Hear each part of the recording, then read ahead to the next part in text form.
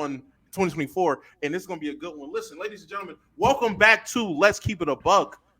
It's Monday, fun day, and I'm here with the guys that I've been waiting to talk to all weekend. I missed you guys, man. A lot happened over the weekend.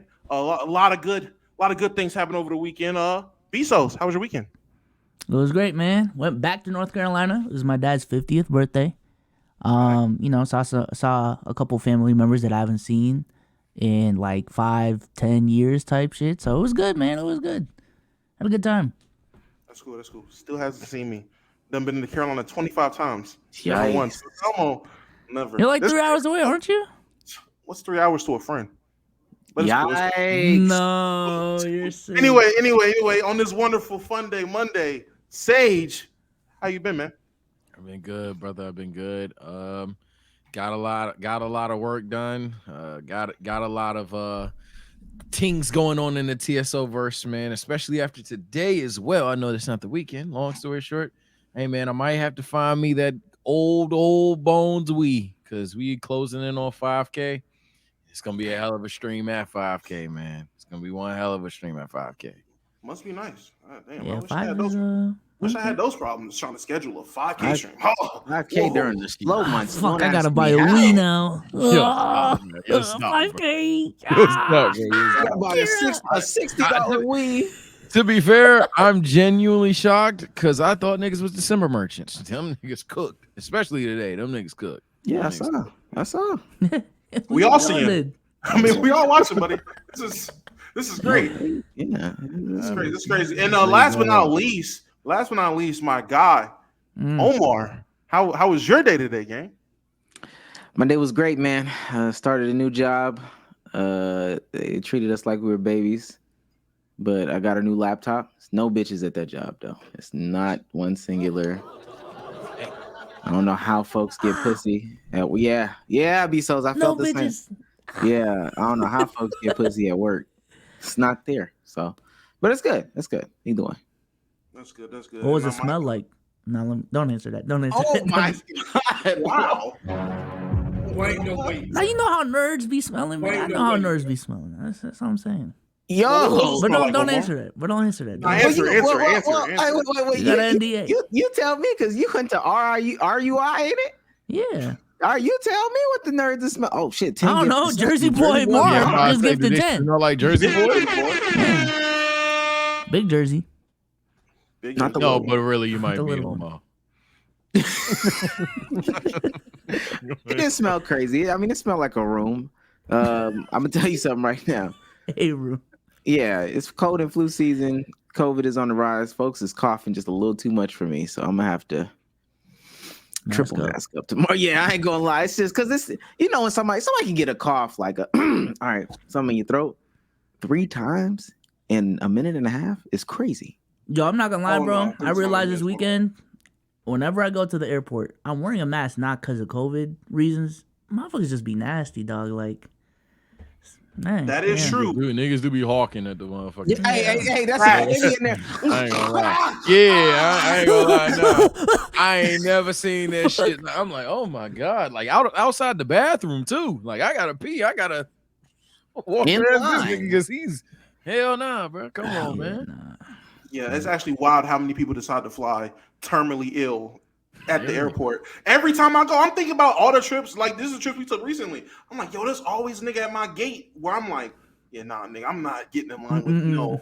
And then they end up being in front of you, like, oh, brother. Not me. I pay the extra 70. Fuck that shit. I'm about to say that's what. That comfort plus. That's what made me not sleep on the way back from Austin. It was just somebody coughing just one too many times, like more than 2 times every minute. I'm like, damn, from Austin to Atlanta, every minute on the minute. You should have had a layover, bro. That shit is nasty. You cough at a layover, I'll beat your ass. Nah, really. I ain't dealt with that. I ain't gonna even lie like I did. I don't know what I do. Know what I'll do? Not breathe. Anyway, speaking, listen. I ended on Omar and speaking of Atlanta because I really wanted to get to this point. I make it a point really whenever I get a chance to make sure we talk about Atlanta Hawks basketball on this podcast. For my it's not. If you're new to this, you're true to this. You're not gonna tell them nothing. Damn, what's going on? That's the way he hosts. Damn. Yeah, you're right. You're Thank right. you. Run Thank it. you. Run Thank it. you. Run it. Stay on your mic. Yeah, I'm on the A mic today. Yeah. You You want him to Damn. run Shit. plays? Nah, I'm just saying. Wow, man. Let me quarterback and I'll quarterback type shit. Crazy. Wildcat. Some Like Tua I was shit. saying, 42 months. yo, stop. Both of I'm them. really Both trying to of do this. them. I'm really trying to do this. All right, listen. Yeah, The Atlanta Hawks have been in the news and in the media cycle on NBA Twitter because word on the street is it is a fire sale in Atlanta. The Atlanta Hawks are looking to make crazy deals, make a lot of moves. Omar, I just wanted to ask you, how do you feel about that? Are there any players you feel are untouchable? And do you feel Trae Young is going to retire a Hawk? Because this is looking nasty. That's a crazy leap. I'm not gonna lie. Saying somebody is touchable is crazy as well. But the name. Aaron? Broski? Hey, Sadiq Bey, touch He's that mad nigga. touchable. Yeah, what is Touch it? him. Man, touchable. Touch that Yeah. nigga. Touch him ASAP. Don't. Nah. I the only thing that I really have to say about this trade deadline, for real, my God, Pascal Siakam better be good. Okay. Because the way that they are treating him right now, apparently, I know this is off Atlanta, but like Dallas kicked the tires. I can't remember. That's another team that kicked the tires too, but Sacramento. They all come back with the same report. Hey, it's just too expensive. I'm trying to think, what do they want for Pascal Siakam? An all-star Who the right heck there. he is? Perennial all-star. And I'm gonna let y'all know too, if come trade deadline day, there's an alert that says Atlanta Hawks, Pascal Siakam, I promise you, I will never fuck with NBA basketball ever again. Because if he's too expensive now, I can only imagine where he'll be closer to trade deadline. Honestly, all them sub 500 people can go. I hope we can trick somebody into buying the hype on DeJounte Murray. I'm mad that he got to Lakers Twitter because the people that exposed him on Lakers Twitter let the rest of the world know, oh, damn. So that was a fluke all-star. Oh, damn. So he can't play defense. I'm I mad think that the that Warriors happened. will. I think the Warriors will. But No, they said they were sitting tight. nah, y'all gonna get Kuminga back, man. That's another one of them guys, man. Oh, you'll piss him off. Can I we- think can that's worse than Pascal to Can we him. talk about this? Because they didn't understand my take when I said it when me, Damo, and Sage did the playback stream. Mhm. I had the Kuminga take about him being out the league. Oh. And I think I swear to God, I've never seen a comment get this much traction on like our platform in like such a short time. Oh, The fuck. top comment on that thing has like 100 and something likes Damn, like a that short. says, No, y'all talked about Kuminga. My bad. yeah. Oh, we had a good little stream. I ain't gonna lie. It was a good little I just stream. thought he's Hey, like nah. the next OG Anunoby. Like, who do y'all think Kuminga is? You know. So this thing says from TSO Kappa, Omar implying Kuminga and Moody wouldn't be in the league if it wasn't for the Warriors is pure comedy to me. 102 with 17 replies. 102 like 17 replies, all of them. This is why he's stupid at basketball. Oh, fuck. Now I start asking them questions, and I say, well, what happens if he gets drafted to like the Pistons or something? What do y'all think he would be? Them. Oh, he'd be like Killian Hayes. And then my follow-up is, now don't we think Killian Hayes shouldn't be in the league? Shut the fuck up! That's too much, man. If you set some Kuminga screens and a couple of a couple of Moody Lobs. Some Moody Lobs with The Kuminga. Moody Lobs and Kuminga screens, man. You tripping. No, but I don't want to take it too far from the conversation that Damo posed. Pascal Siakam is expensive. I don't know what the price is, but it sounds very Atlanta Hawkish for us to go seek him. But I'm just hoping that somebody gets fooled about DeJounte Murray. I'm not gonna lie to you. I feel like their asking price for Pascal was probably like they need a 2. Like those teams that you named before, where it was the Mavs and a number 2 option. It feels like if he's that expensive, that means I feel like the Mavericks went into that trade and there was no way they was walking out of it without giving up Kyrie in that sense. Or the Kings went into that trade, I guess. But even the Kings walked in. Well, I don't think they asked for. I think everybody knows you can't touch that one. Well, That's crazy. Next name. But for a fact, the Kings didn't walk out that trade, and Domantas Sabonis was like not a name that was like they had to give up Sabonis or Malik Monk and everyone type shit. So makes sense. So Sage, I know the Hawks aren't y'all's necessary team. But how do y'all feel about the fire sale in Atlanta? Shit, I kind of like it. I ain't gonna lie. Look, I'm usually for your number one guy is untouchable, but at this point, I'm not saying let him go. I'm saying it went from boy, fuck you to trade for what? like you know, ain't gonna lie, 30% odds. You're gonna have to come with one hell of an offer, but for what, nigga? It went for it, but earlier you weren't picking up that phone call. But in general, I don't even want them to necessarily move on from Trae Young. I think that's a lot of NBA hype beast, my league ass ideology. But everybody else, yeah, you can get the fuck. I don't understand.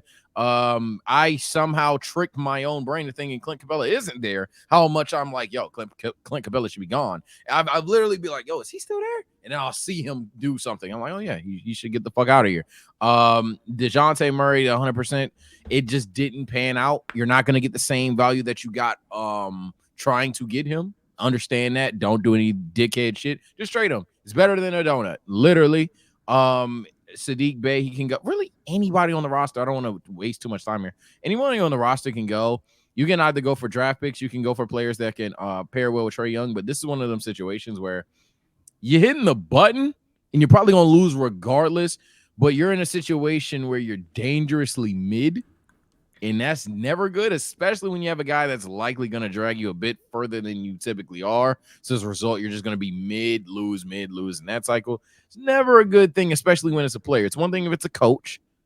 Mild spoiler to my hot take or whatever the day potentially. But it's a player. Oh, yeah. You might want to change that up.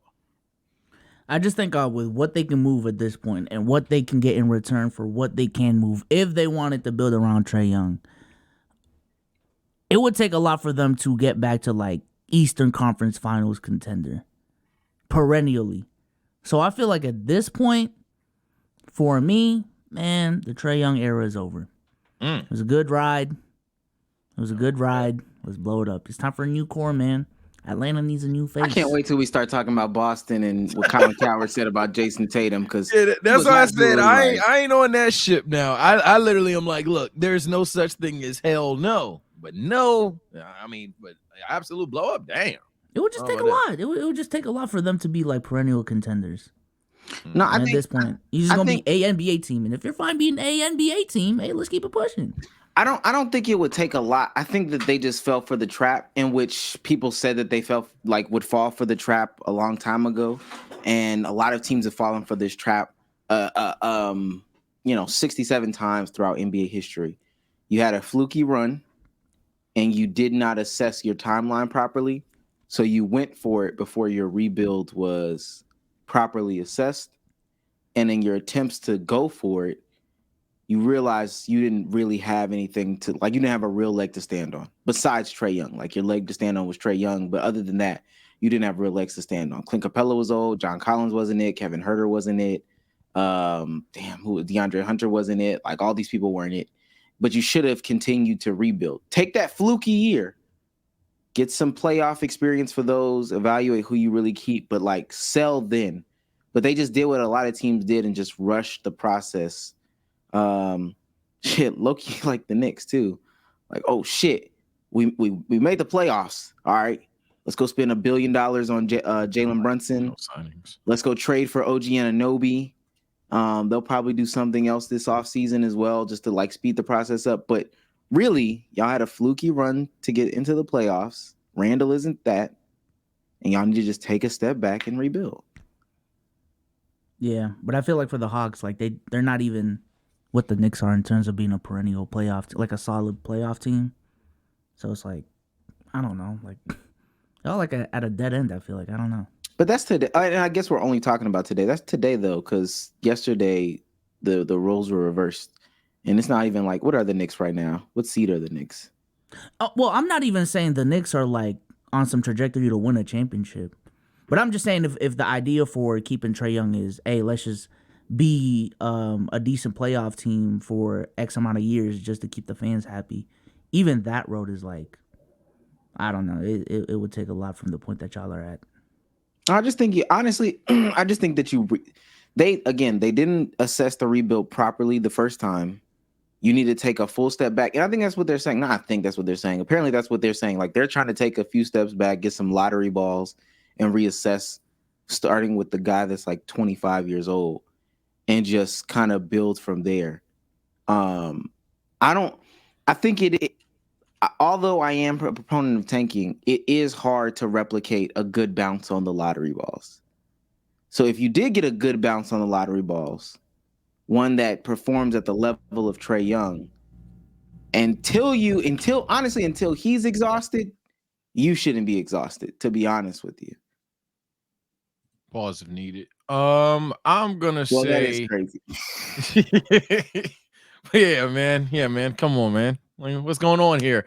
I'm gonna say, yeah, the Hawks, looking at it right now, they made a trade for DeLon Wright, and then they made some other trade for Kevin Knox, but they did get a pick, so I guess there's somewhat a little bit of leeway there. But for the most part, what I'm looking at is a team that, outside of one major detail that I'm leaving out intentionally because it's a crazy detail, is they basically carbon copied the roster, especially when you give context that they decided to go on and pay John Collins max dollars. So they really was like, yeah, this is the core.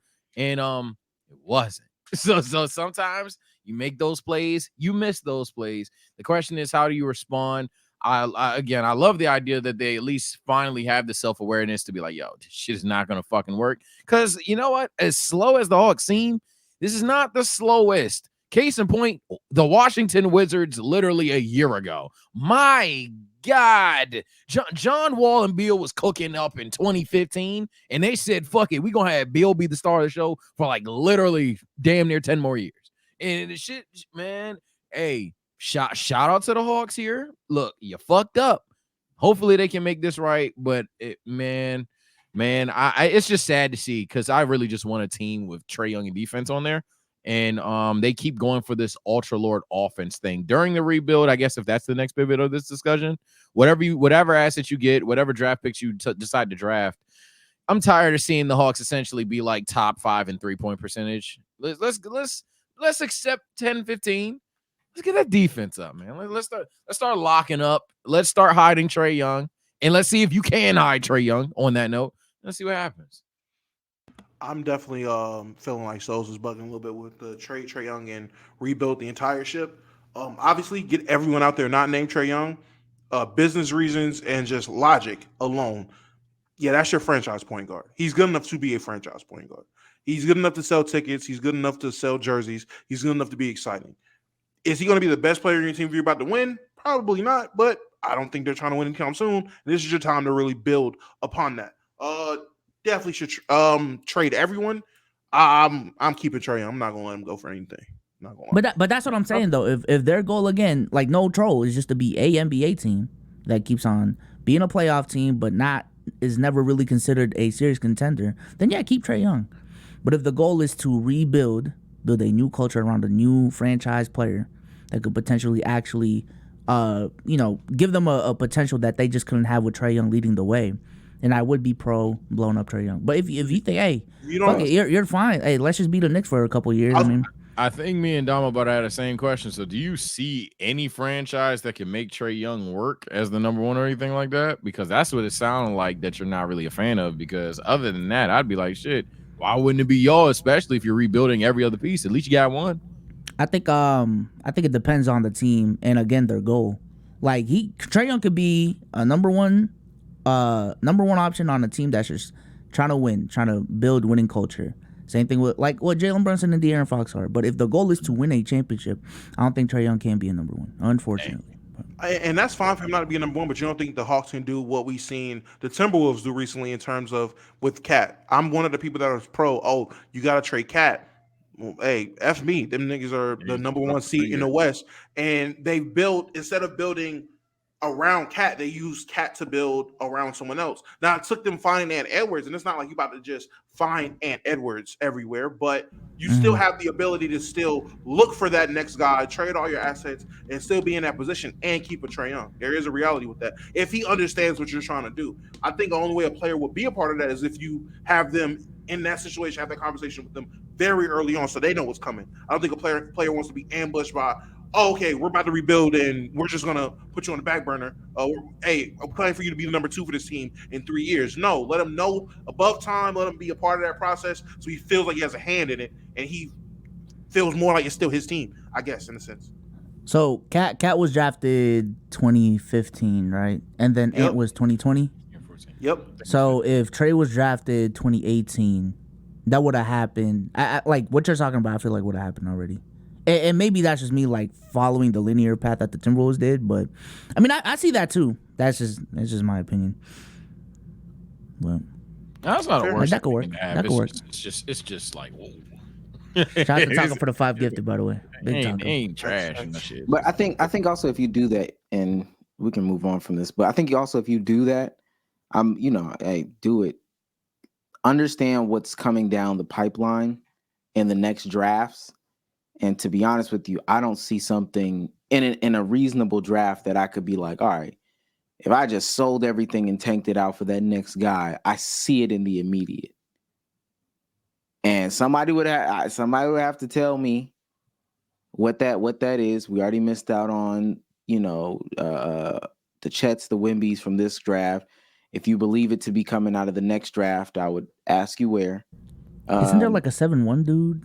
Alex Sarr. He's definitely nice, but I don't think they're going to be in a situation to get him. He should go 1, but Yeah. top 3, and the Hawks definitely are in a situation where that's going to be their pick, and I doubt you're about to get that level of a pick from anyone else for anything on this team. Mm-mm. Hypothetically, if they had one Damo and Omar, because I know y'all watch college, if they had number 1, is there a guy in this draft or the next draft even where you're like, all right, you know what? Fuck Trae Young. We got this dude. Where the future is bright. Is there anybody like that? Well, I'm saying fuck Trae Young. I'm literally being hyperbolic. Fair. No, I know, Yeah, but I'm being hyperbolic. If you're gonna fuck Trae Young, I don't believe in Trae Young. immediately. I'm gonna say no, not nothing to say. Fuck Trae Young. Nah, not at least not right now. Is there players who potentially could become that? I think so. I think he's probably like a couple players where it's like, okay, in hindsight, now knowing what he is now, we should have did it. Maybe 1 or 2. But off the top of my head, outside of Sarr in this draft, and I will say he's the only guy that I think is like worthy of being dubbed a future superstar. Other than that, Maxis Bucelis I see him as a Franz Wagner, but that's Franz Wagner. Yeah. Good player, but I don't think you're about to get rid of Trae Young for Franz Wagner. And I'm not saying he's better than him. That's the type of player that he is. I would say next year, I want to say the Boozer twin is going to be in next year's draft. Carlos Boozer has twin sons.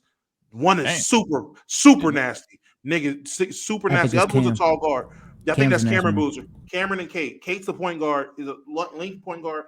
He'll be in the league, but Cam is a dog. I like Cam. I don't like Cam enough to say fuck Trae Young. I don't think they're in the next. I don't think they're in 25. I think they're in 26. 26? You think it's 26? Cam Boozer does sound familiar, actually.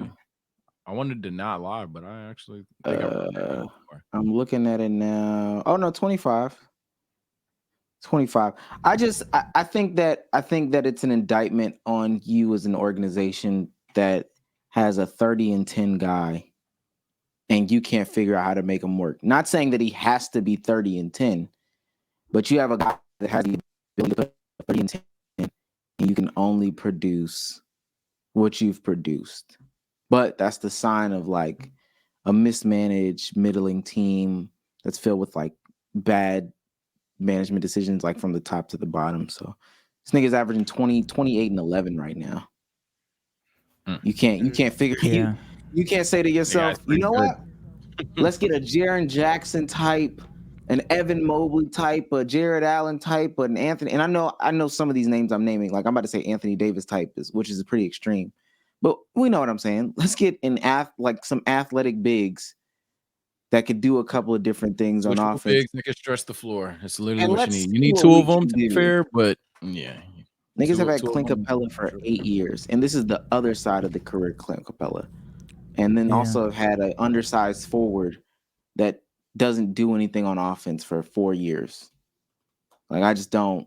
If you literally, like, no bullshit. If we took the name off of him, and again, we don't have to spend this much time on Trae Young and the Hawks. If you took the name off of him and I gave you a guy who was 28, 43 from the field, 37 from 3, 86 from the line, 3 boards, 11 assists, 2 steals, 4 turnovers, and you say you can't figure out what to do with him, like you're getting worse every year. You're progressively getting worse. You're going from like at one point maybe seventh, sixth seed to now you're like out of even the play-in. They implemented the play-in to give you an opportunity to get into the playoffs, and you can't even figure that out. That's not the play. That's not the player. Well, let me That is just true. make it clear too. When I said blow it up, that includes management to me. Like this guy can't make it work. So it's not like just a Trae Young thing. You can't win with Trae Young. It's not just a coaching thing. I think for me, they need a whole new culture built by a whole new dude. New logo. Well, I feel it. I'm glad you guys are speaking about needing new cultures, blowing up front offices, and bad management. Because the next team involved in this play that we're about to talk about, someone up here for a while now has been saying this team has given us prime examples of being poorly ran, bad management, mismanaging assets. And it's all cultivated into this moment now that we're talking about the Draymond Greene, who re-upped the deal with, what is it, Volume, to do his podcast. So we're going to see Draymond Greene get to talk his shit and all that. He comes back today, drops the episode, and I got the clips here. I want to play the clips before I talk about anything because originally I thought this was hilarious, the concept of it, and then I really listened to it and he sounded like he was really trying to turn a corner with it. Let me pull it up. ooh, while you're pulling that up, I just seen the Hallie injury. He got carried off the court apparently. Yeah, he slipped from under him. His legs came out from under him apparently, and he well, Hallie. Visible break. The boy. I don't know if it broke. I didn't watch it. I just heard his legs came out from under him. Prayers for the boy, man. Prayers for the boy. Wait, hold on. Let me make sure I did this right. No, I said that nonchalant, Chad, but obviously, seriously. Side note: when we talk about bad NBA, no, actually no. No, go ahead. Go ahead. You literally have time. Well, I was watching on my stream, man. Had to watch it on 1.5. I don't usually do that for podcasts, but Oh man, Draymond? Yeah, maybe he just needs an editor. Maybe that's it. But he's long-winded though, so yeah. I'm long-winded. Oh, but he's a talker. Well, not even long-winded. Like he's a slow talker. Pauses. Yeah, slow talker. Pauses not a too lot. much. Damn, you be listening to Obama. Obama be pausing. Hey, not too I much. don't listen to Obama. Oh, because he black? No. Crazy. Oh my god. Crazy. I just don't know the last time I listened to a Obama interview or a podcast. You got a problem with Hussein? Wait, so when was the last time you listened to a Trump interview? I don't know either. I remember He talks more fast. recent than an Obama. Mm-hmm. I seen TikToks of Trump. Like I bet you did. So I bet you did.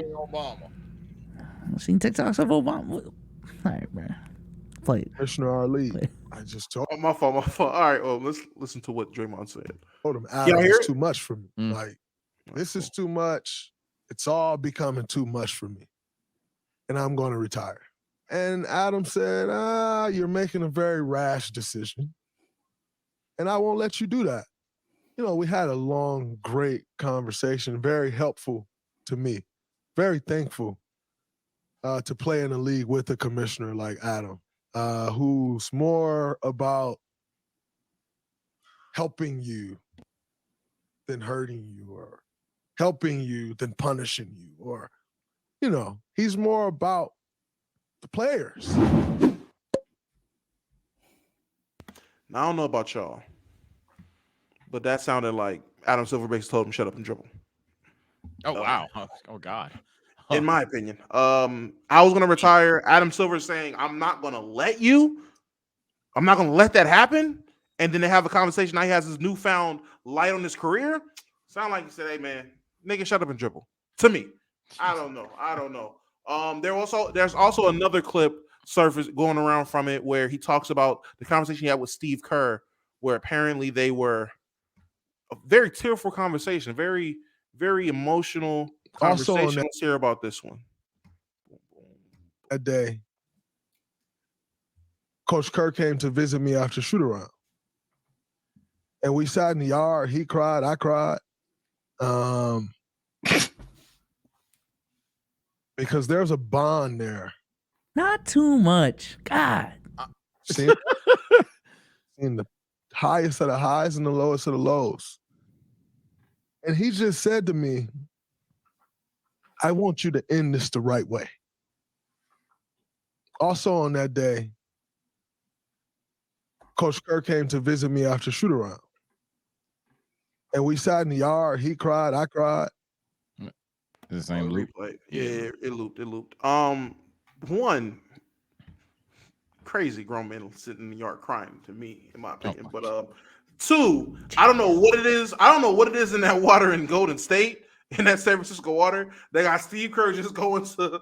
I bet Chris Paul's clip about to come up next about, man, Kerr told me just enjoy this last chapter of my career in the book, right? Why is he closing the door on Clay, Dre, all the older guys? This is crazy. First, Klay Thompson was looking depressed. He was in the press conference. Oh, man, just realizing I'm washed. I'm cooked. I can't do this anymore. Enjoy this last chapter. Now Draymond's being forced to not retire. Yeah, man, we just cried by just reflection of my career. And he just wants me to end it off right. Am I bugging for thinking that Steve Kerr is really about to rebuild the Warriors? Oh my God. That is the nastiest way you got there. I guess as I'm already talking, maybe I'm naive here. I see how it could be funny. When I say I don't see how it could be funny, I can see how it could be funny. But I mean, outside the nigga possibly, maybe, probably lying. Damn, it's tough. The nigga know that they ain't the same no more. That's tough. I ain't gonna lie. That's tough. I don't know. Maybe I'm being naive. Maybe I need to let someone go, see a different perspective. But I'm keeping the same energy. I don't see too much they baloney. Need to blow it up. Oh my God. It's done. It's cooked. I think the way that the reason he's talking like that, the reason Clay's talking like that is because at some point they're like, damn, yo. And to whether it's to Omar's point, to my point, Donald's point, Soul's point, in terms of rebuilding the Warriors, I think even Warriors fans can say honestly, despite how fantastic they have been in the past 10 years, dog, you could have had more. I think everybody who knows ball, Warriors definitely got one more for sure. And 2022 is a supreme evidence A, B, C, D, and E. So at the end of the day, I feel like a lot of these players, especially the older players, are looking at each other like, damn, this probably the last dance, second last dance we got. And niggas considering retirement. Niggas ain't playing the same. Niggas is feeling different. Niggas is depressed. I feel like that's what it is. But maybe I'm not even missing something that's totally, funny. No, I do see how it was funny a little bit. I'm gonna figure out a way to tie it in and blame LeBron James. Oh. Yeah. He's heating up. What's the connection? I think he's made a lot of people feel like and believe that they have to have long careers. Oh my God. No, I'm being dead ass. I know you're being dead ass. I don't understand why everybody has to play 15 or more. You don't. And that may be the LeBron James effect. I said it when they show these pictures and shit of Kemba Walker and me. It's done. It's been done. As soon as he put the green on, I didn't need to know anymore. As soon as Blake put the green on, I didn't need to know anymore. Or really for Blake, after he took the blue and the red off from Detroit, I didn't need to know anymore.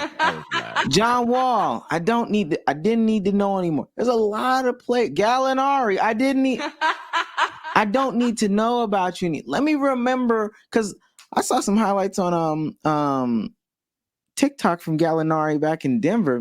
My God. And this was the second stop. He was in New York right before that. Mm-hmm. Are you talking about the young version of Gallo? Yeah, but Gallo used to be that guy. I ain't gonna lie. Mind you, but that's all you were supposed to have. Everybody doesn't need a 15-year career. Okay? Take it to the big three. Take it to FS1. Colin Coward is starting the podcast network. Do what our boy Roy Hibbert's doing. Something. Let it go. Train. It's got a place in the league, though, man. Stop. Got a place in the league. Just gotta realize that it's not his time no more. Advise. Got a place in the league. You need to advise. Yeah, his place is at the end of a bench advising. He's on fire. Okay. Man. There's some players that can be I like. wholeheartedly agree. There's players that can be backups, man. What are we doing, man? And that's fine. People retire back then with the ability. You don't always have to go out when you can't walk out. Oh, that I agree with. You can go out when you can walk out. He needs to be the antithesis to Udonis Haslem. All right, Haslem's hating on Bill Russell. Get Draymond Green in there. No, he is a king. He is the king. Bill Russell is the greatest. Get him to slurp the greats off. Okay? That's what I want to see from Draymond. What the fuck? I'm not gonna agree with that separate point, but I will say that the latter half of your point, I do agree with. People don't need to play to the last dance, like for example, and he did a pretty damn good job, regardless of what I'm saying. By the way, Clyde with the 5 gifted, Another 5. Shout out to Clyde. yeah, with the another 10. fucking 5. That guy's crazy. But like case in point, I ain't gonna lie, Tom Brady had the formula in his hands to make sure Patrick Mahomes could never be the GOAT. I know this is a whole different sport, but he saw it when he played the season after he beat him. If I'm Brady, I beat this nigga. I'm gone. that's it. Hey, you will forever be the nigga that lost to me, and that's that. There ain't no ring you getting that matters. But he played them extra years, and it was like, oh, Brady fell off, and now the door wide open. Now people talking about one day Mahomes gonna get him. Tough. Why is Joe Flacco playing right now? When I found out, no bullshit. When I found out how old Joe, because I saw it, I was like, that's a new Joe Flacco was in the league. That nigga is legitimately about to lead a team into the playoffs at the age of 39 years old, ladies and gentlemen. That shit is nuts. And this is not basketball. This is a totally different thing. Was he a backup quarterback for the last couple of years and became a starter, or he just been a starter the whole time? He became a starter out of necessity, but I ain't gonna lie. And as a Steeler fan, I can't go on Flacco specifically, but I'm not gonna be a dick. You're right. But Flacco specifically, I don't know what the fuck he drank. Bro hooping. bro is low-key hooping. I don't know what specifically that nigga drank. Flacco is hooping, but you're right. You're right, though. And to bring it back to basketball, yeah, there's endless players. Like Vince Carter, for example. It's funny, but like them memes shouldn't exist. them memes should not exist. It was fun, though. But I think a lot of people should have practiced. Even Kobe to a degree, and Kobe's my guy. Even Kobe to a degree probably lasted an extra 2 seasons. Dirk did it the right way, personally. I think Dirk actually did it the right way in a sense. Hell no, you ain't never heard Dirk talk. You ain't never heard Really? Wait, I don't think you remember Dirk his Look last at how year. he was playing the last year. No. Was he starting? Am I misremembering that? Was he starting? No. Because I was about to say Dirk for some point was just the guy that was just able to stretch the floor, and I thought that was perfect for him because Dirk could still do that. So I was like, as long as Dirk just couldn't stretch the floor, it's fine. Nigga, Dirk said every shot hurt. Sage, okay. He could not move. He could not move. No. You're right. That nigga started 51 games his final year. That's way too many. I misremembered it. You're right. He started 20. He started 20 games of the 51 he played that year. Okay. That's Luka 20 trying to run them pick and pops. Come on, Dirk. No. I forgot. I was like, why do I feel like I don't know? Luka just holding the dribble. Yeah, Dirk couldn't move. Hey! Y'all right. I'm wrong. Come on. I vividly remember one play. I vividly remember one play where it looked like Luka damn near held his hand on the way to the basket. And I know Dirk's not a cutter, but that's the whole point. It was like he ran a pick and roll, and Dirk popped, but the pop was like a pip. So Luka was like, fuck it, come on, bro. In case I missed this, don't get the board. And it's literally Dirk going like this to the basket. D-Wade. Y'all saying D-Wade? Niggas, this D-Wade in Cleveland was like, shouldn't have existed. D-Wade in Cleveland. D-Wade, I feel like D-Wade kind of retired right. I guess right after a year too long, Paul Pierce should have been out the league. I don't know if that nigga threw his headband in the stands and niggas threw it back. I was like, yeah, Paul, you should have been. that one shot he hit in Washington, I thought that like after he hit that when they got bounced out, that's when I thought he should have left. The Clipper years were unnecessary, bro. The Clipper years. Now it was there for his last game in TD though. But you know what? So to keep it on the Warriors, I feel that way about Chris Paul. Point out the play where he fractured his wrist. Point it out. I swear to God. It happened maybe on the high fives going towards the bench. I don't know where he. No, I'm being dead ass. When they said, I think we were in playback. Oh, Chris Paul got to get surgery. On what? His wrist. From what? You can't. If you're getting injured like that, bro, it's time. He's not even ring chasing at that. That's the crazy thing about Chris Paul. He thought. Well, no, he tried to. The nigga got traded twice. He got traded twice in one offseason. I don't think he did not have he didn't choose to go to the Warriors. He got sent to Washington and then from Washington to Golden State. Like he couldn't ring chase. I'm pretty sure he would be somewhere else if he had a choice. Nigga fractured his hand versus that's a random question. Yeah, but for me, blow it up, man. Warriors got to blow it up. I'm 100% with that. Do y'all think they can genuinely win in the next 2-3 years with like a couple moves of retooling? Can the Warriors franchise get it done? Hot take, yeah. Around this core. Stephen Curry is. Oh fuck no. No, not around this core. No, not around this core. No conversation. Any person that does. Welcome to the ignorant Lakers fan, twin. We like the Warriors niggas. I told you, you're next up. But so it would have to be on some like trade everyone, but keep Steph Curry. You think they can make something work? And Moody. It would be a level of Clay's not making as much, but he's still on the team. He's a bench player making shots. Maybe the exact same thing for Draymond, but in terms of the Clay, Steph, Dre core reason that we win playoff games, fuck ass no. But I will say a hot take, and this is, you're lucky Steph Curry's one of one. Literally, he's arguably the most one-of-a-kind player outside of LeBron James I've seen in my life, because 6'3" light-skinned Under Armours don't win rings, and here he is. That motherfucker, he can get one more. He can get two more. To be honest, the way he playing, a couple more, but you're gonna have to retool this bitch. You're gonna have to retool it. That's what I'm saying. With my if they're gonna blow it up all the way. Because Steph Curry's at a stage where he does have like a couple more years in him playing at this level. So I would not want that to be wasted on a team not trying to win. On some like what we just had a conversation with the Hawks. Like, all right, okay, let's build something around it. Is it gonna be, championship level? No, but hey, let's get Curry to the playoffs year in and year out. I would not like to see that with Steph Curry, and he has a lot of value. So if you trade him right now, bro, it's a top 10 player, top 5 player, whatever you want to call him. You can get a bunch of young assets for him that you can properly build around. So I'm just saying that if they decide to go the route of blow it up, don't half-ass it. That's all I'm gonna say. Nasty Man's corny question of the day. We are not. Well, Omar is a Hawks fan, but for the most part, we are different franchise fans. You look at Trae Young in Atlanta. You look at Curry in Golden State. You know how cringe I'm going with this. But if one person had to move on from one point guard, who would it be and why? Oh, it's the Hawks. You can't move on from Steph Curry. I probably agree. I think at some point, chat, you bite the bullet. I loved what the Lakers did with Kobe. I was the nigga. I was the Stephen A. I was like, yo, Skip, shut up, bro. Like, I don't give a fuck, bro. You pointing out the point per game, the efficiency. Hey, yo, fuck you. That's Kobe Bryant. He dies here, buddy. Sorry. Yeah. Steph, and I'm gonna tell you something too. If Steph comes to the organization and says, "Don't get rid of my friends," I'm sorry. Yeah, you don't get rid of his friends. You keep Draymond. You keep Clay. You don't get rid of his friends. It is what it is, and maybe we say to them, okay, well, we just got to take new roles, and also let me be more empathetic or sympathetic or whatever it is to Draymond and Clay's plight.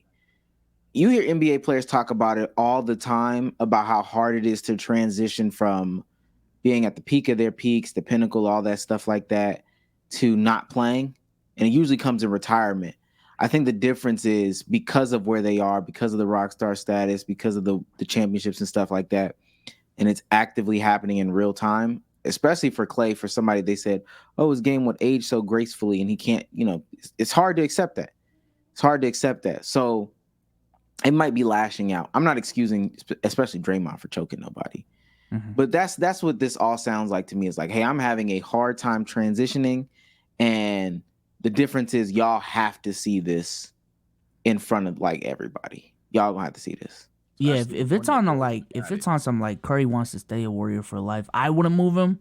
But if you feel a certain frustration from Curry, and you're the one who just wants to keep him because he's Curry, that's when I'm like, I feel like you're doing Curry a disservice at that point.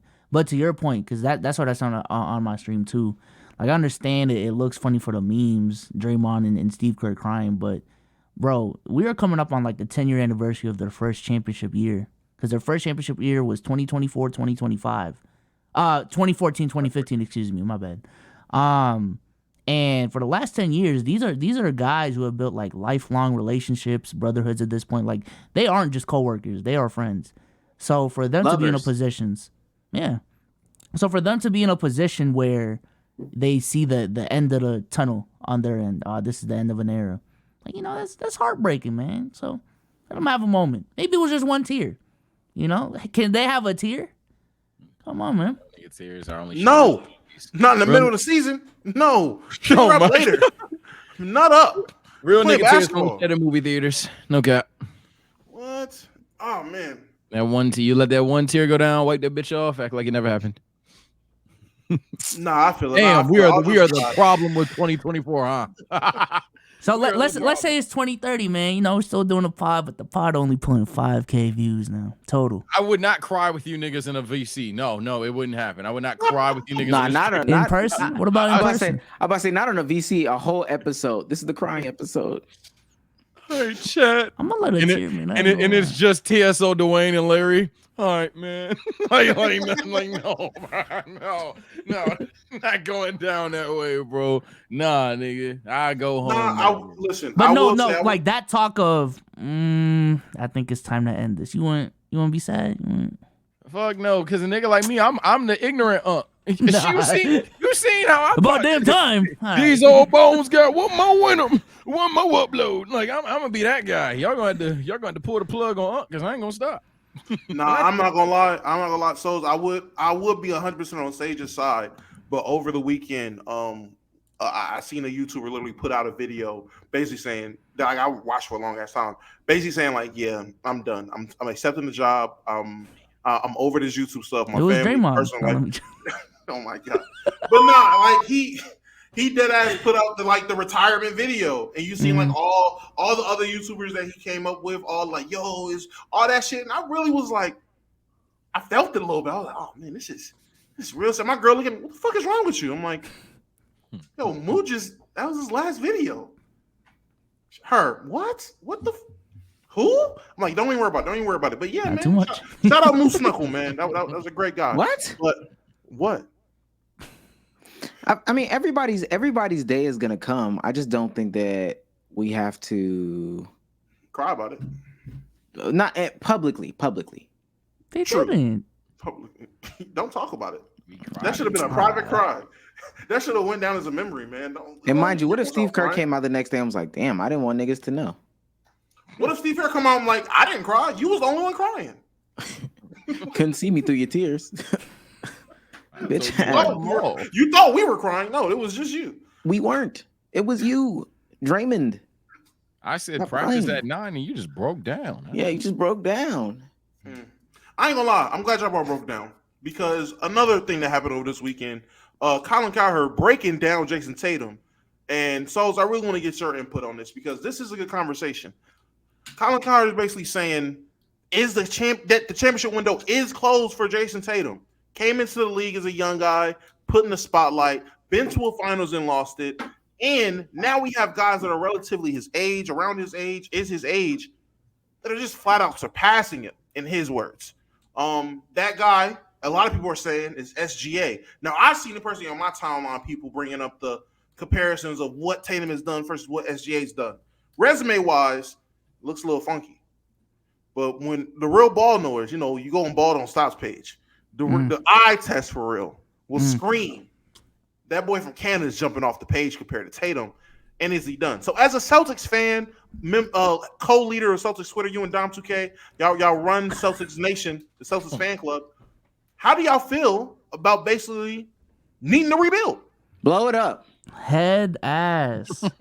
Blow it up. I think it just depends on what he meant by the championship window closing. Because from his words, if we really take it verbatim, he said Jayson Tatum's championship window is closing.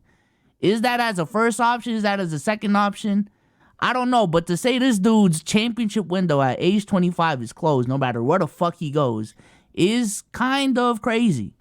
It's kind of crazy. And also, if you just hold it to even players who have higher expectations and standards, Tatum he's right where he's supposed to be honest with you. I think I've said this multiple times on the platform, but when players come in at 19 and they're shoved all over our faces for years, especially, okay, here you go. Especially a guy like Jayson Tatum who, rookie year made it to the Eastern Conference Finals, has been on teams that have made multiple conference finals appearances. So not only that, you've seen Jayson Tatum a lot specifically.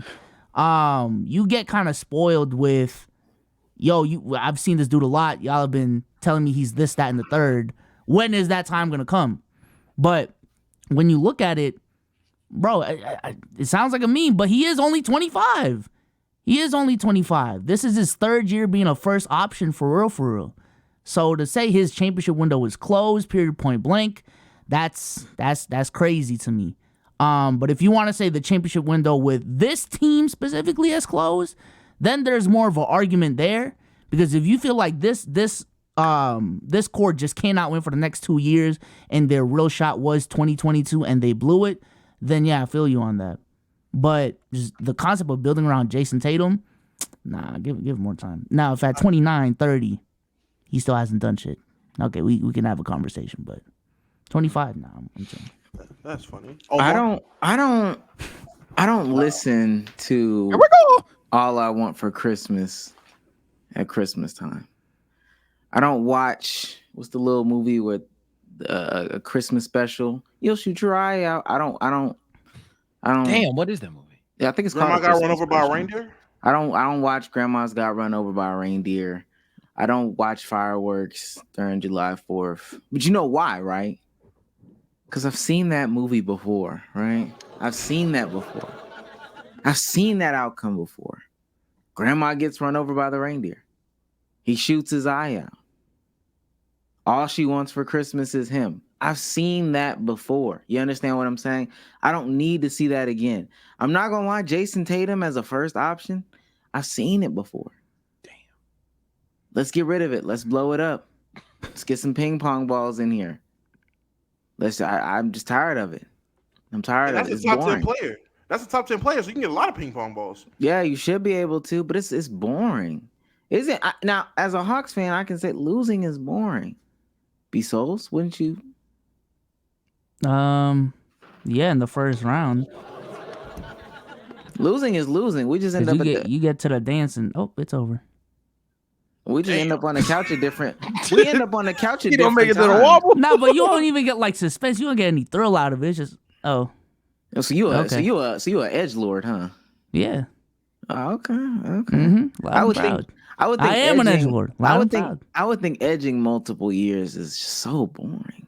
You know the outcome. You're still not gonna finish. Yeah, but finishing like hella soon is kind of. No, we're I'd not rather- finishing at all. I'm not. The Hawks, they're not finishing, but you're just not finishing later. Basically, the But in Hawks like ain't 30 fucked, seconds but though, you- like you we're in, we're it's- in, and we're out. Like that's kind of. Hey, we both don't finish. I just think it's boring. This is These boring. analogies man. are so fucking nasty. Oh my Why I god. try to go with it? Like, what the fuck? These analogies are so bad. We're in. Oh, we're out. Yo, stop, bro. To take it off of genitalia, Sage, because I know you don't like this, we're gonna do this again. I'm gonna give you player A and player B. Stop, I'm gonna bro, read stop. 2 sets of stats, and I'm gonna need you to tell me what player do you think is Shea and what player do you think is Jayson Tatum, and which player would you rather have? All right, player A, and I'm not gonna round up this time because apparently rounding up made a lot of people upset. 27 and a half. 7.7 or no 8.7 rebounds, 4.5 assists, shooting 48, 37, and 80 from field goal, 3-point, and the free throw line. Compared to 31 and a half, 6.4 assists, 6 rebounds, shooting 55, 34, and 89. Which player would you rather have, Sage? That A other or B? nigga on timing, but that first nigga is Tatum. On God, be damned. 27, 7, and 5 ain't fucking Tatum, bro. That's Jayson Tatum. It was 31 and a half. That's Shea. Yeah, they Oh, gotta for be real? yeah, 31. I was shit. shit, man. Let's really have a combo. Damn. hey. Damn. I think that nigga that's unguardable. You talking to the wrong one. I don't think you can guard that nigga. I mean, Saw firsthand. No, you can't. Tatum, it's weird because Trae Young locked them up. if both have a perfect team around them, I say Tatum. But who I think could just cook up by themselves on some shit, I might be nasty. You telling me Drew might Hanlon get can't gross. produce a cooker for real? Yeah, that's really who to blame. But it's cool. I Man. might Let's talk get about gross. Tatum. Look, either way, that whole thing is close. I'ma just say this. Do I think it's a little bit of souls holding on to it? Yeah, I ain't gonna lie. It's been 7 years. It's been 7 years. But I will say, I don't think the problem is Jayson Tatum. I think no cap. Hey, maybe y'all niggas just cannot for some reason find a point guard. So whatever, fuck it, trade for one. Get that nigga Brown out of here. I ain't gonna lie. At this point, niggas have had the two-way wing strat for like literally, I think, 7 years. And all I've been saying this whole time is don't trade him. Just get a fucking point guard. And the closest thing y'all have had to that is Derek White this season, in my personal opinion. In terms of a point guard that could help elevate both of their play, and as well, you have the front court going along with the duo. I think the best team you've had, as well as the best team that fits around these two, is literally right now. And it's still not optimal. It's just a really good team, but it's not optimal for Jayson Tatum or Jaylen Brown's way of play. They need someone that can get them the ball because they just try to ISO. And I'm sorry, Point Tatum ain't there yet and probably never will be in terms of being a number one playmaker, maybe as a secondary. So as a result, if you were to make a change, I don't think it's Tatum. I do think you try to force Jaylen Brown away for a point guard. Well, let me do this. Let me do this. Because for one, somebody said Tatum averaged 30 last year. When we're talking about this year. And two, he shot it on worst shooting percentages. But two, and I'm really going to make the comments mad with this one. Now, Sage, what if I said that the second player, the hairstyle that the second player had was braids, and the hairstyle that the first player had was like a little curly, updo? Oh, then the braids. In the braids, nigga. I ain't gonna lie. What the fuck? Get Matt all out of here. Get Matthew off the court, bro. Did y'all see the comments for that one? It was like, I can't believe. I can't believe they're rating players off of hair. This is why I can't take Sage serious. This is clown behavior, and this is why we don't take LKIB serious with basketball. Y'all comparing suits and hair. I'm like, that shit y'all niggas seriously. I don't know. That shit kill somebody. A suit, Omar. A suit. Come on, bro. Drip matters, Chad. I don't know why on, niggas man. acting like dripping or don't matter. Dripping or it was hot. Bezos, let me ask you. So hearing Sage's point, I really want to harp on that because maybe there's some validity to that statement. Is it time to bring back Kyrie Irving as the guard and just trade this nigga Jaylen Brown? What are you doing? I've always been a Kyrie fan, so hey, bring the kid back, man. Kai and Tay. Yeah, I like that, man. Yeah, man, I like that. I like that right there. You know what I'm saying? Kai and Tay is crazy. I will say this, though, because, I try to be as realistic with my franchise as I can. The way Tatum is playing right now is not cutting it. Maybe the last two games, because I've seen the last two games, Tatum's been balling. But for the whole season, and this goes to my point of, like, the conversation we was even having with, like, Jalen Brunson. Like, again, I'm just a firm believer that 9 times out of 10, 9.5 times out of 10, you need a tier 1 player playing at a tier 1 level to win a championship. And the way Tatum is playing right now, there is a difference between Luka, Jokic, Giannis, I would even put Embiid there, and Tatum. I'd put KD in that tier 1 category too, and Tatum. There just is. So he does need to play better. But at age 25, going back to Cowherd's take, I still think there's time for him to elevate to that tier 1 status in the next couple of years. Now, if he doesn't, hey, he just ended up being the Carmelo Anthony of this era, and that's fine. Shout out to Melo. He's underrated.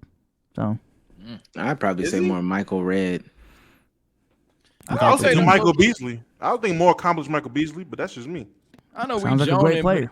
It's unironic. I think Tatum is on that level, just not consistently, if that makes sense. I think Tatum on his best day, and this is going to sound dumb, but I think Tatum, like, on his best day, maybe not Jokic, so fair enough. Maybe not that nigga.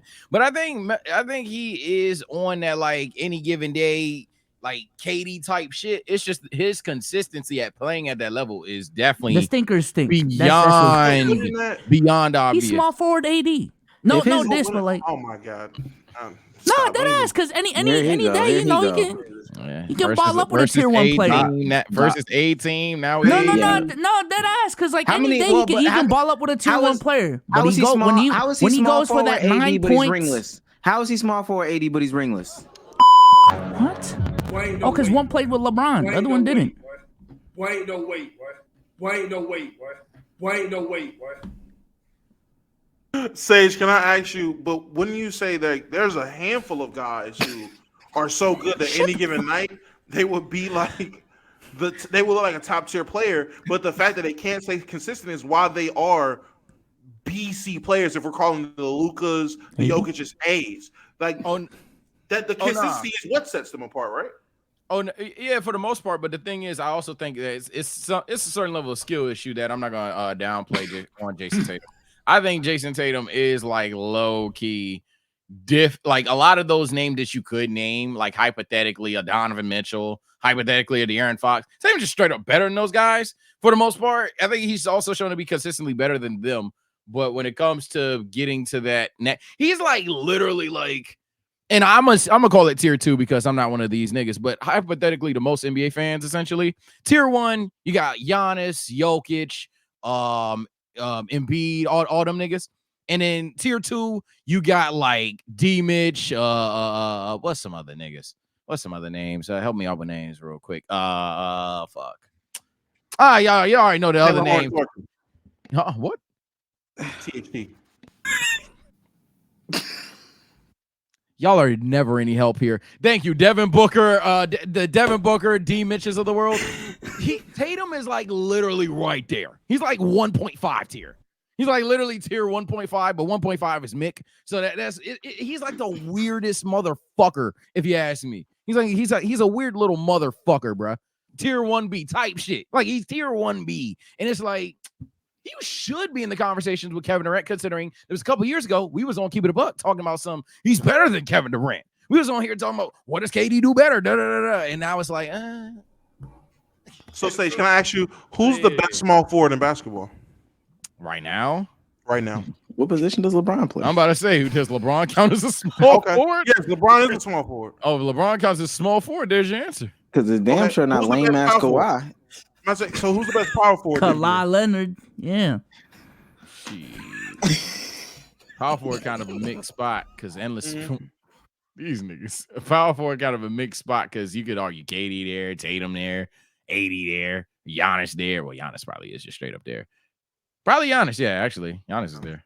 How close is Tatum to being the best player at his position? He's like 2 or 3, unless you really stack a position. He's like 2 or 3 regardless. Okay. Hey, I don't know how anybody. KD to me. I don't know how anybody could watch us and take like this takes like. I swear to God. Nah, I don't know. I don't know how, even when I'm dead ass, I don't know how it happens, bro. I don't know how it happens. Because this shit is so crazy. Nah. It was that one Zoe comment. ain't no way. Zoe is crazy. Nah, there was this one comment on the playback shit we did. All I seen was, yeah, where's the real Laker fans? These guys just chatting. I'm like, what did we say? First of all Laker fans just sit there and say, I'm like, bro, wait. What did we say though? I hate those. Y'all were the ones that was hyping up all those trades, and now y'all don't want to blame LeBron. I'm like, well, all right, now we're blaming LeBron? Wait, who am I? Nah, Dama, you just blame Darvin Ham. You don't blame nobody. But you just said I blame LeBron. Now I just blame Darvin Ham? In 2020, it was a fluke. That's who I'm arguing with. Okay, I got it. Don't worry about it. Now Ham did put on a masterclass, and we won't talk about it. What? A hamster class. I beg your pardon. I beg your pardon. Y'all are bored. I beg your pardon. You're so bored, I bro. beg your Y'all pardon. are bored. Y'all are bored. Next topic. I don't even want to. This nigga is bored.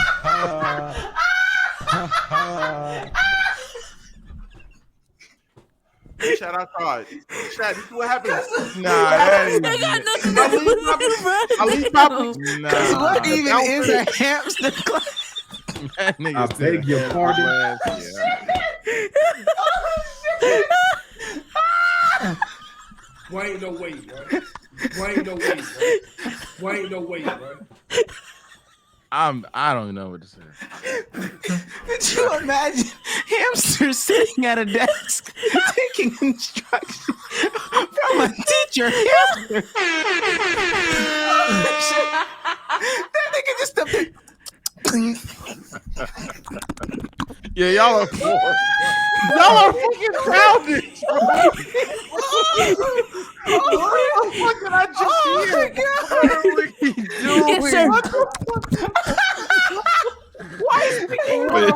are we doing? What sound do hamsters make, bro? Taking hamster instruction is so crazy, bro. What sound do they I make? beg your pardon. Y'all are bored, bro. Y'all gotta stop, man. They're super bored. That's They're super crazy, bored. bro. I'm about to throw up. Somebody, hey man, feel free to lead the topic. So anybody, let's hear what Oh, y'all. No, go ahead, man. This is, Let's go let's hear ahead. what y'all trying to talk about, man. I That's just it. Oh my god. go ahead, man. For real, go ahead. Keep going. We talked about Tatum. That was I had the three, and after that, I was about to talk about Rod Wave. I don't know what to tell you. Oh my god. Well, Ari I Lennox, mean, Rod there Wave was thing. something. Yeah, there was bring it something. up, about bring that. it Go up, ahead, bring bring it it up. That actually ain't that bad. All right. Oh shit, I was gonna throw up, bro. Over this past, I want to say probably happened yesterday or day before. Ari Lennox comes out and she's just distraught. She's doing a tell-all. She's sitting in front of what I presume to be a live on Instagram, and she is just going off about her experience being an opener for Rod Wave. Apparently he's on tour. She's opening up for him while he's on tour, whatever leg of the tour it is, and she is going crazy down there. Whatever leg of the tour it is, she was just expressing how she didn't like the energy, the vibes of anything going on with the crowd. She goes up on stage, she starts trying to do her thing. The crowd is not feeling it. Ice cold, ices are out. Niggas get real ignorant and belligerent, yelling. At one show, apparently someone threw a bottle on stage at her, and she was just expressing how she felt about it. I'm gonna play a little bit of A that. bottle? Yeah, I'm I about to think say, it was like a water bottle. I think it was like a water bottle. Oh, I want to say a water bottle. I I don't don't think the ground. It was like, I said, yeah, it's a bottle. it's a rock out her head. Like, Oh my god damn. right. God damn. This All right. nigga said Ari Lennox is the definition of an attitude can make you ugly. What attitude does Ari Lennox have? Go ahead, play the video. Ari Lennox. We didn't even play the video. I got you Damn. and you got me. Her? You just seen her It's face. Nigga seen her face. Attitude. Yo, y'all are racist. Huh? Oh my I was god. never comfortable. I just remember every show just racing to get off stage, racing to get through my set. And then I found a spot where I was comfortable and I started trying to communicate with the audience. And then when I realized they were getting angry at me affirming them, I was like, okay, you're getting angry that I'm affirming you. This is not my crowd and it'll never be. And that's all right. That's all right. You know what I mean? So it was tough. Like it was tough and it was heavy on my soul, like feeling that energy, especially the day when the bottle happened, because that side of the stage, like I felt the energy. I wasn't surprised that it happened. I felt it. It was, first of all, it was just all darkness.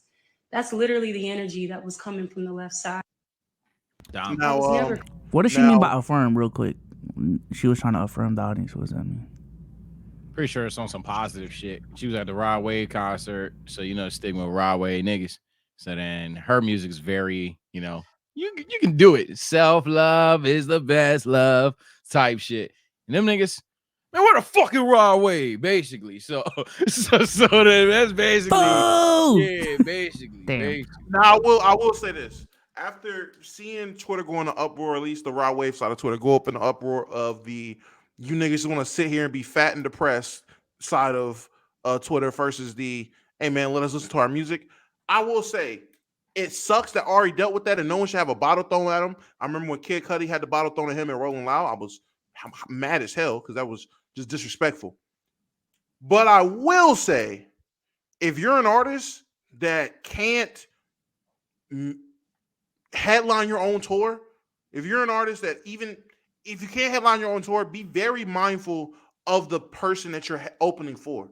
Be very mindful who you're going on tour with. I'm not saying she deserved to have that type of treatment or have a bottle thrown at her while she's performing, but anyone would have known that Ari Lennox's music most likely is not going to connect to people who are going out of their way to go see Rod Wave. I don't think that's a good mix. And this is not the first time we've heard of things like this, where you have an opener for somebody who's just not that cup of tea. Hell, a couple years ago at Tyler the Creator's event, I think it was Camp Flognog a couple years ago, when Frank Ocean canceled and they brought out Drake, of all people. They brought out Drake.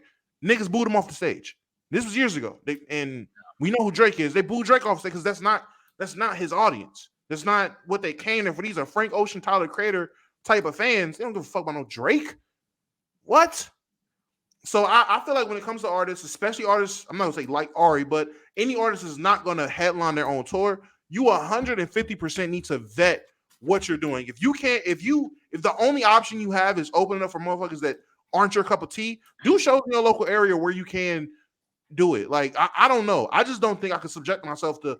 I wouldn't go on tour for a podcast that talks about, I don't know, conspiracy theories or sewing. I don't know about to sit there and talk to you about per 36s and plus minuses about the NBA, and you care about sewing. I can't do it. Let me play this real quick because this is the video of her. Yeah, I was finding it. Good At shit. the concert. And I don't want to necessarily play the music. Oh shit. Is it copyrighted if she's singing it? That's a good question. Yeah. No. I know that sounds stupid, but like if she's sing, you know, I know what you mean. You might be able to play it. I ain't gonna lie. And Mark, my bad, OG. Okay. But so they're talking about how they're standing still, and then this whole left side. There's people here, by the way. Like, I don't know if people know that, but they're just not moving.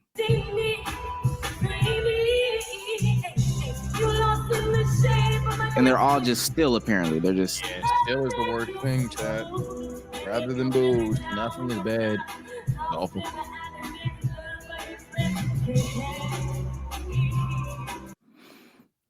This is J. Cole's fault, and this is Rod Wave's fault.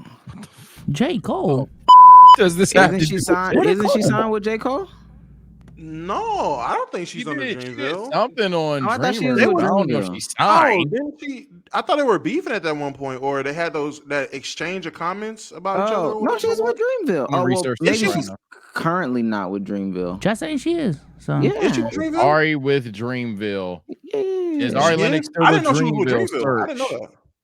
On December 8th, it was announced she signed to Dreamville Records. Let me see. That was No What Name. recent Oh, I done year. got these. I done got a mistake. Yeah, That's he was arguing with No Name about because No Name said that nigga don't read. So it's J. Cole's fault and it's Rod Wave's fault. It's J. Cole's fault. Because first of all, why did you sign Guap Dad as an artist? Okay, that's first. No, but on a serious note, whatever management you have, Damo, you be talking about Yo Gotti, but J. Cole is like truly who you should be looking at. Like, what are you doing? With your artists. Huh? Whose career did he ruin though? Like, who did he derail by signing? JID. JID's doing just fine. Am I tripping? First of all, JID wasn't on before J. Cole. What? But there's a conversation about Ari Lennox. Like, if you're putting this is a sign right here. All right, you're putting artists or whoever you have managing, because I know it's not J. Cole before the Dreamville Dick Riders get in the chat. Before you get into it, I know it's not specifically J. Cole. I'm about to say, you already already going, buddy. I know. the Dreamers I see already some of the woke auto up. mods. Guap Dad go dummy. Them niggas was literally asleep. You done woke them boys up. I know it's not specifically J. Cole that handles where Ari Lennox goes, but just the management team over at Dreamville. Ari Lennox is not a square. She's not a nobody. So to not know that like a Roderick Waverson's type audience is like her audience, I would probably say, hey, I just don't want to have her over here. Like, let's not subject you to shit like that. And then also, Rod Wave, you might personally like Ari Lennox's music. And I know he was probably back there vibing out hella hard every single night. Baby. Yeah, okay, Rod. your fans hate that shit. Stop. Don't, please don't. Nah, it's dead ass like if I were to just open up and start streaming Pokemon on Keep It a Buck platform. It just wouldn't work even the whole time. Oh my god, that's Pikachu. Like Larry like, in the background. Ah! Yeah, like it's like 5 people that rock with that shit. Wrong platform, but on different platforms it works. Ultimately, yeah, it's just sad to see, man. You don't like to see that, man, especially considering her kind of music is literally just like positivity from what I know. I don't act like I'm listening to Ari Lennox all the time, but like the rare times I hear Ari Lennox's music, it's mostly some positive shit. It's like, damn. Like one of my favorite songs from her is Self-Love. Now, admittingly, she probably has a way better song, but that's the point. The title of the fucking song is Self-Love. So it's just tough, but niggas are, I feel, to be fair, niggas are doing a little too much on the Roderick Waverson fans. Now, we've had conversation about being angsty niggas on the pod several times in the past. But I ain't gonna lie, going into an angsty household and getting mad that there's angsty niggas in there is crazy. So ultimately, y'all are doing too much. Because basically, you're saying Rod Wave shouldn't be having a platform. That's nasty, y'all. That's nasty. Ultimately, homegirl got caught up in the wrong set. It's nothing more or less than that. Yeah, I don't want to same ditto type shit. No, they want you to say the same thing. So Yeah, they want to hear it. I suggest yeah, that it's you say the a same personnel thing. problem. It's a team building problem. Whoever the GM is at Dreamville that got Ari Lennox, J. Cole. he need to be fired. So We coming for Blow your it head, up. J. Cole. We coming Blow for it your up. head. Stop, bro. blow it up. Yeah. All right, Lame bet. ass Cole. Oh, Blow this is up crazy. Dreamville. Not too much. Not too much. This is Way crazy. too much on Jermaine. And it starts at the top. So that was Baz's fault. This is Baz's fault. Yeah. Retool and reset. JID. Y'all are nasty. Earthquake. The only thing I get them though, because they going hard on Dreamville. Thoughtsville. But that Come day on, that chat was like, yo, JID's next up. I'm like, dog, that nigga been here. What are we doing? Like, that nigga has been making music. You either like his music or he's not. But ain't no next Sad up. Westbrook really fuck with them niggas because that nigga has used channel points on 4 messages now. I listen to you, dog. I don't know what to tell you. Like, yo. Keeping the conversation hip hop. Later this month, apparently, there is going to be a legendary movie series. I think this is a movie that drops starring the one and only legend, superstar of Atlanta, 21 Savage, and the cast. Hey man, I did see this shit. Listen, Is this real? Yes, real. yeah. This is 100%. Hey, is it real, Souls? Is it real? Let's see. Let's see. The Savage story. These niggas is bored. Treated us like savages. That's it. That's your name. Savage 21. That's supposed to be Metro Boomin? Yes. 21 Savage. Nah, I hope this is a fucking troll. It's an album rollout. Gotta be. It has to be. And you know what? I was thinking that. There's too many actors involved in this album rollout. This is just an album rollout. This is, I think, it's just Will Smith in the bandana. This is crazy. They should have made the other dude King Batch. That shit was oh, brother. King Batch is Metro Boomin.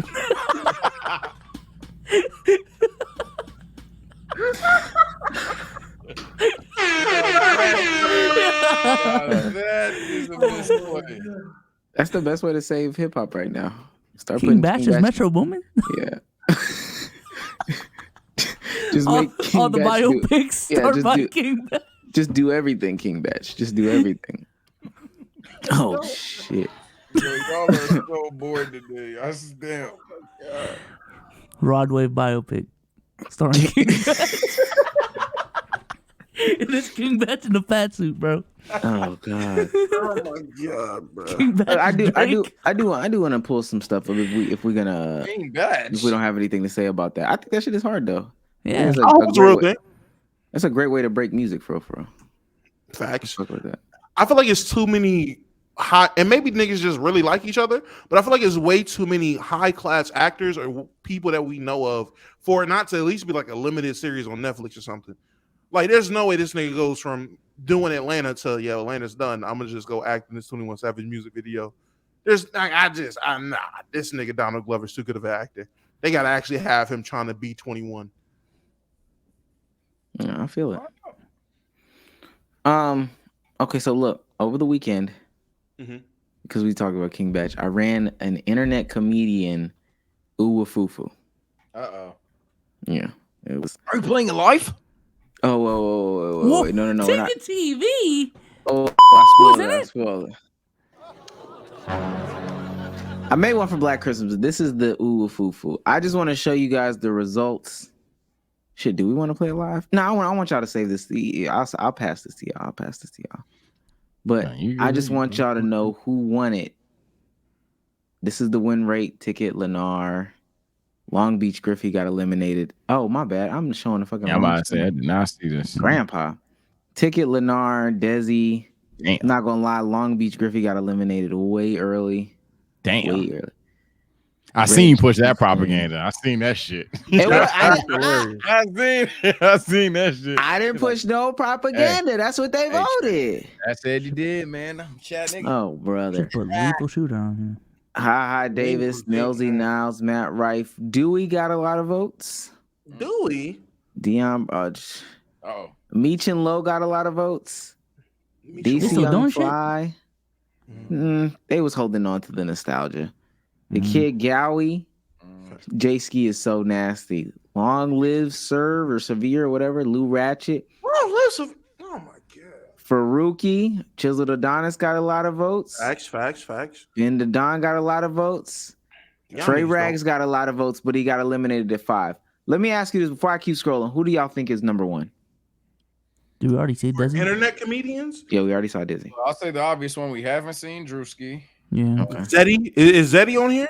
No, Zeddy is not on here. I don't know who Mark that is. Phillips? Fucking Mark Long Phillips Live on here? Serbians? What the hell? That's a good question. Is RDC on here? RDC is on here. RDC? They Alright. probably won. Tevin was probably in your chat or something. I don't know. Okay. Are you in here? MK, stop. MK Splat at 4. Caleb City at 3. Okay. That's fair. Drewski at No 2. way. RDC won, yeah. Mark Phillips. And every vote that I did, it was not even close. Damn. Even RDC versus like whoever was in. It was RDC Drewski as the finals. It wasn't. The vote wasn't close. Damn. Our It chat shouldn't have really been. finds RDC funny. They're really funny. Not too much. To be fair and unfair. Did they hold for RDC or was it on some? No, I no. that was straight up. Nigga, I think Drewski got the most votes going against RDC, but he probably got like 8 votes. And this is the first time I ran a poll where I was getting like 40, 50 votes or some shit like that. Like he got blown out. Yeah, I mean, Now I will say this. Twitch.tv, man. I'm about to say we're this ain't even dick suck. We are actively on Twitch. They stream on Twitch. It's gonna be hard to win there. I will say this. I did just go to TikTok. Everybody got a fair shake. I went to TikTok. I searched up their name. The first 3 videos that popped up are the first 3 videos that I played for you. I wasn't searching for no videos. Type shit. Long Beach Griffey. And I'll say this. Somebody gifted a sub to play a specific Long Beach Griffey video. That nigga still lost. He was not. He wasn't funny. And then with Trey Rags, it was a 3 back-to-back red shirt guy videos. You know, when he's like, he puts his little fist up. That's actually funny because I did a video, but I trashed it. But I had tried to. I was thinking about uploading this video where I was reacting to. I tried to do a try not to laugh, and there were some creators that I didn't do. And by doing the top 3 shit, yeah, I ain't gonna lie. Unironically, a lot of these social media comedians, the top 3 videos were never the funniest. I don't know what it is, but it's never the funniest. Cause like Tony Stadavinci shit, I went to his top 3. I'm not gonna lie, I was like, oh, cool. But like the more I scrolled, the more shit got funny. It was just like, damn, that's weird. The popular shit is never funny to me. You ain't put Lou Ratchet on there? Lou Ratchet was on there. He was like, I think we found, because I ain't gonna lie, a lot of their shit wasn't funny. I think we just found, and I think it didn't. I think part of the reason that helped Drewski is because that was the day that he put out that Q Dog skit. and that tweet of Drewski, when and where did you pledge? This is not an option to not reply. Like that shit made it even funnier. But honestly, a lot of these folks do not age well. Like if I pull up some of this, that red shirt shit from Trey Rags, it is not funny today. What you're trying to get into is not funny no more. I'll test that TSO. We'll test that. Because we went to his recent 10, so we didn't get a lot of red shirt. We literally, after the top 3, chat was like, I ain't gonna lie, this is hoeing. And I was like, yeah, y'all right. So let me go ahead and go to the recent 10. So we ain't get a lot of red shirt. So we'll see. We'll see if red shirt's funny in 2024. I think some of them were made for a certain time. Because I think Meech, you brought up like Meech wasn't a lot of his shit on Vine? Like and they were terribly not funny. I mean, yeah, have y'all seen some of the Vines that went viral back then now? Like really? In 6 seconds, just made y'all laugh? Hitting the Quan, bro. I know that ain't comedy, but hitting the Quan probably go crazy in 2024. Nah, and you know what? Just because you said that, B-Souls, let me see if I got. Yeah, I do got him up. With a D-Sunner. Little Pawns on there. Ironically enough, King Batch. You didn't put King Batch on there, man. Damn. And I put it out on Twitter, and everybody filled it in with who they decided. Biggest boat in the world, and I'm whipping this bitch. Big boat, big B. You know what I'm saying? Big me. Fuck it. Hey, we got like 5. I don't even know how many people on this bitch, but I'm whipping in this hole. Yeah. This is a story. They ain't never did nothing like this. You know what I'm saying? I be seeing niggas on their paddle boat going past. I'm like, hey, we on this bitch, nigga. What you talking about? I'm glad I control this bitch though. What? Copy. Yeah, there's an iceberg coming up. We might as well just chill out. We might as well, you know what I'm saying? We got like 500 people on this bitch. Might as well. That tiny ass, bro. This is the biggest boat in the world. That's a speed bump. That's a speed bump in the water. Watch this. You ready? You don't even gotta do that, bro. This is the biggest fucking boat ever. You think some little ass ice niggas gonna fuck me up? Gonna fuck us up? Gonna fuck this up? Who are you trying to prove? The audio is killing me too. I ain't gonna lie. The big bitch. They tie. The imbalance. Yo, stop, bro. You gonna yeah. We about to talk through the seagulls is loud. Right, I guess we going. Hey! Oh! Shit! Hey! Oh! This is crazy. It's not my fault. I promise. I promise it's not my fault. These niggas been doing this too long to be still doing shit like this. This is crazy. No, I already hating on shit. To be fair, probably accurate. Niggas just have to be there, man. You know, some TikToks like once you like share it on Twitter, then you rewatch it on Twitter. It's like, ooh, it really wasn't that funny. But in app, it was cool. Like what you call it? The lifestyle dude that's been getting cooked. Like I've seen like hundreds of those videos on TikTok. Man. Yeah, Drew Wells. Like that's not what I'm saying. Like that's a niche on TikTok. That's just another video I scroll by. But hey, Twitter found it, and Twitter's cooking. You know, some things are just made for different platforms. The Good Youth, For All the Dogs, underrated album, a nasty agenda that I'm pushing just to be nasty. Don't even know if I necessarily mean it. Virginia Beach, one of the ones. Ha ha. Millsy Niles wasn't funny. And not so much of my guy. Whoa. It's just I'm just that disappear. Not so much of my guy. When you go back and I'll update it. What you want to do it tomorrow? When you gonna do it? Me? Ooh, probably. I'll do it tomorrow. Days. Yeah, probably 2 days. Probably 2 days. I'll do it tomorrow. All right. Do it for 6K. 6K? No, they ain't going. They right if I did. All right, for 6K and ooh, them boy. I'll update it. I'll add some. There's a couple people that people are like, oh, why did you?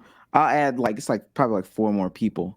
But I promise you, especially if you go by the method that I went by, hey, first 3 TikTok searches. I'm gonna try to be as impartial as possible. It's niggas ain't funny no more. So let's go to the inverse then. Because I feel like, hey, ultimately a lot of niggas don't. Do you feel like anybody should age like fine wine? Anybody on here really? And I might be impartial. I do think Drewski stuff ages pretty well. But also he's more newer than a lot of these people. I thought MK's was aged pretty well. Some of Caleb City stuff did pretty well. Ben, some of his stuff did pretty well. Dewey He definitely wouldn't count, but I ain't gonna lie. Me and my chat the other day, probably like a couple months ago, we went back and watched the old Berleezy Exposed videos. Nah, that door shit was still funny. I ain't gonna lie. that door shit was hilarious. We only seen one. Maybe the other ones fell off, but the door one specifically was that shit was funny. But kind of like what Biso said, I think the comedy back then on Vine just be loud, like low key, like not even trying to be. Hi Davis is just loud. Just nigga streamers back then just be loud. Just loud. Lennar, do y'all, bro? I don't think y'all remember what Lennar was doing back then. That was considered funny. Lennar used I to remember what he have, was doing. a bunch of rage moment, like not rage in the sense of like "girl, fuck you," but like pause. But like he would do a skit with himself and be like, "Fuck A you, rager, fuck yeah. myself." Yeah. Is that this is Lennar? I'm telling you, this is not funny. oh, I ain't gonna lie, what are you doing? pretty funny. what did he do? I'm just confused. I ain't gonna lie. I'm confused. So did he like massage himself? He said he sounded like a third. Okay, that was pretty funny, man. My bad. Okay, you know, hey, That no, really that's funny. He Like, still got it. Oh shit. I don't want you to. He still-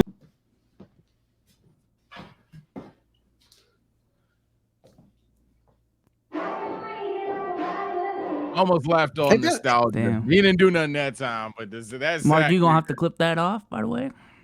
If it's Yeah, funny, I mean, I didn't. No. That first one was actually funny to me. I ain't gonna lie. The first one caught me off guard. I was like, "What the fuck am I watching?" And then I got it last second. The second one, I almost laughed on nostalgia. But overall, I ain't gonna lie, those two didn't look bad. I probably wouldn't say too much on the order. I'd have to watch them. Yeah, I'd have to watch them.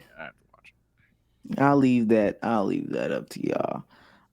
Yeah, Another one that I had. Damn, Twitter. Try not to laugh challenge.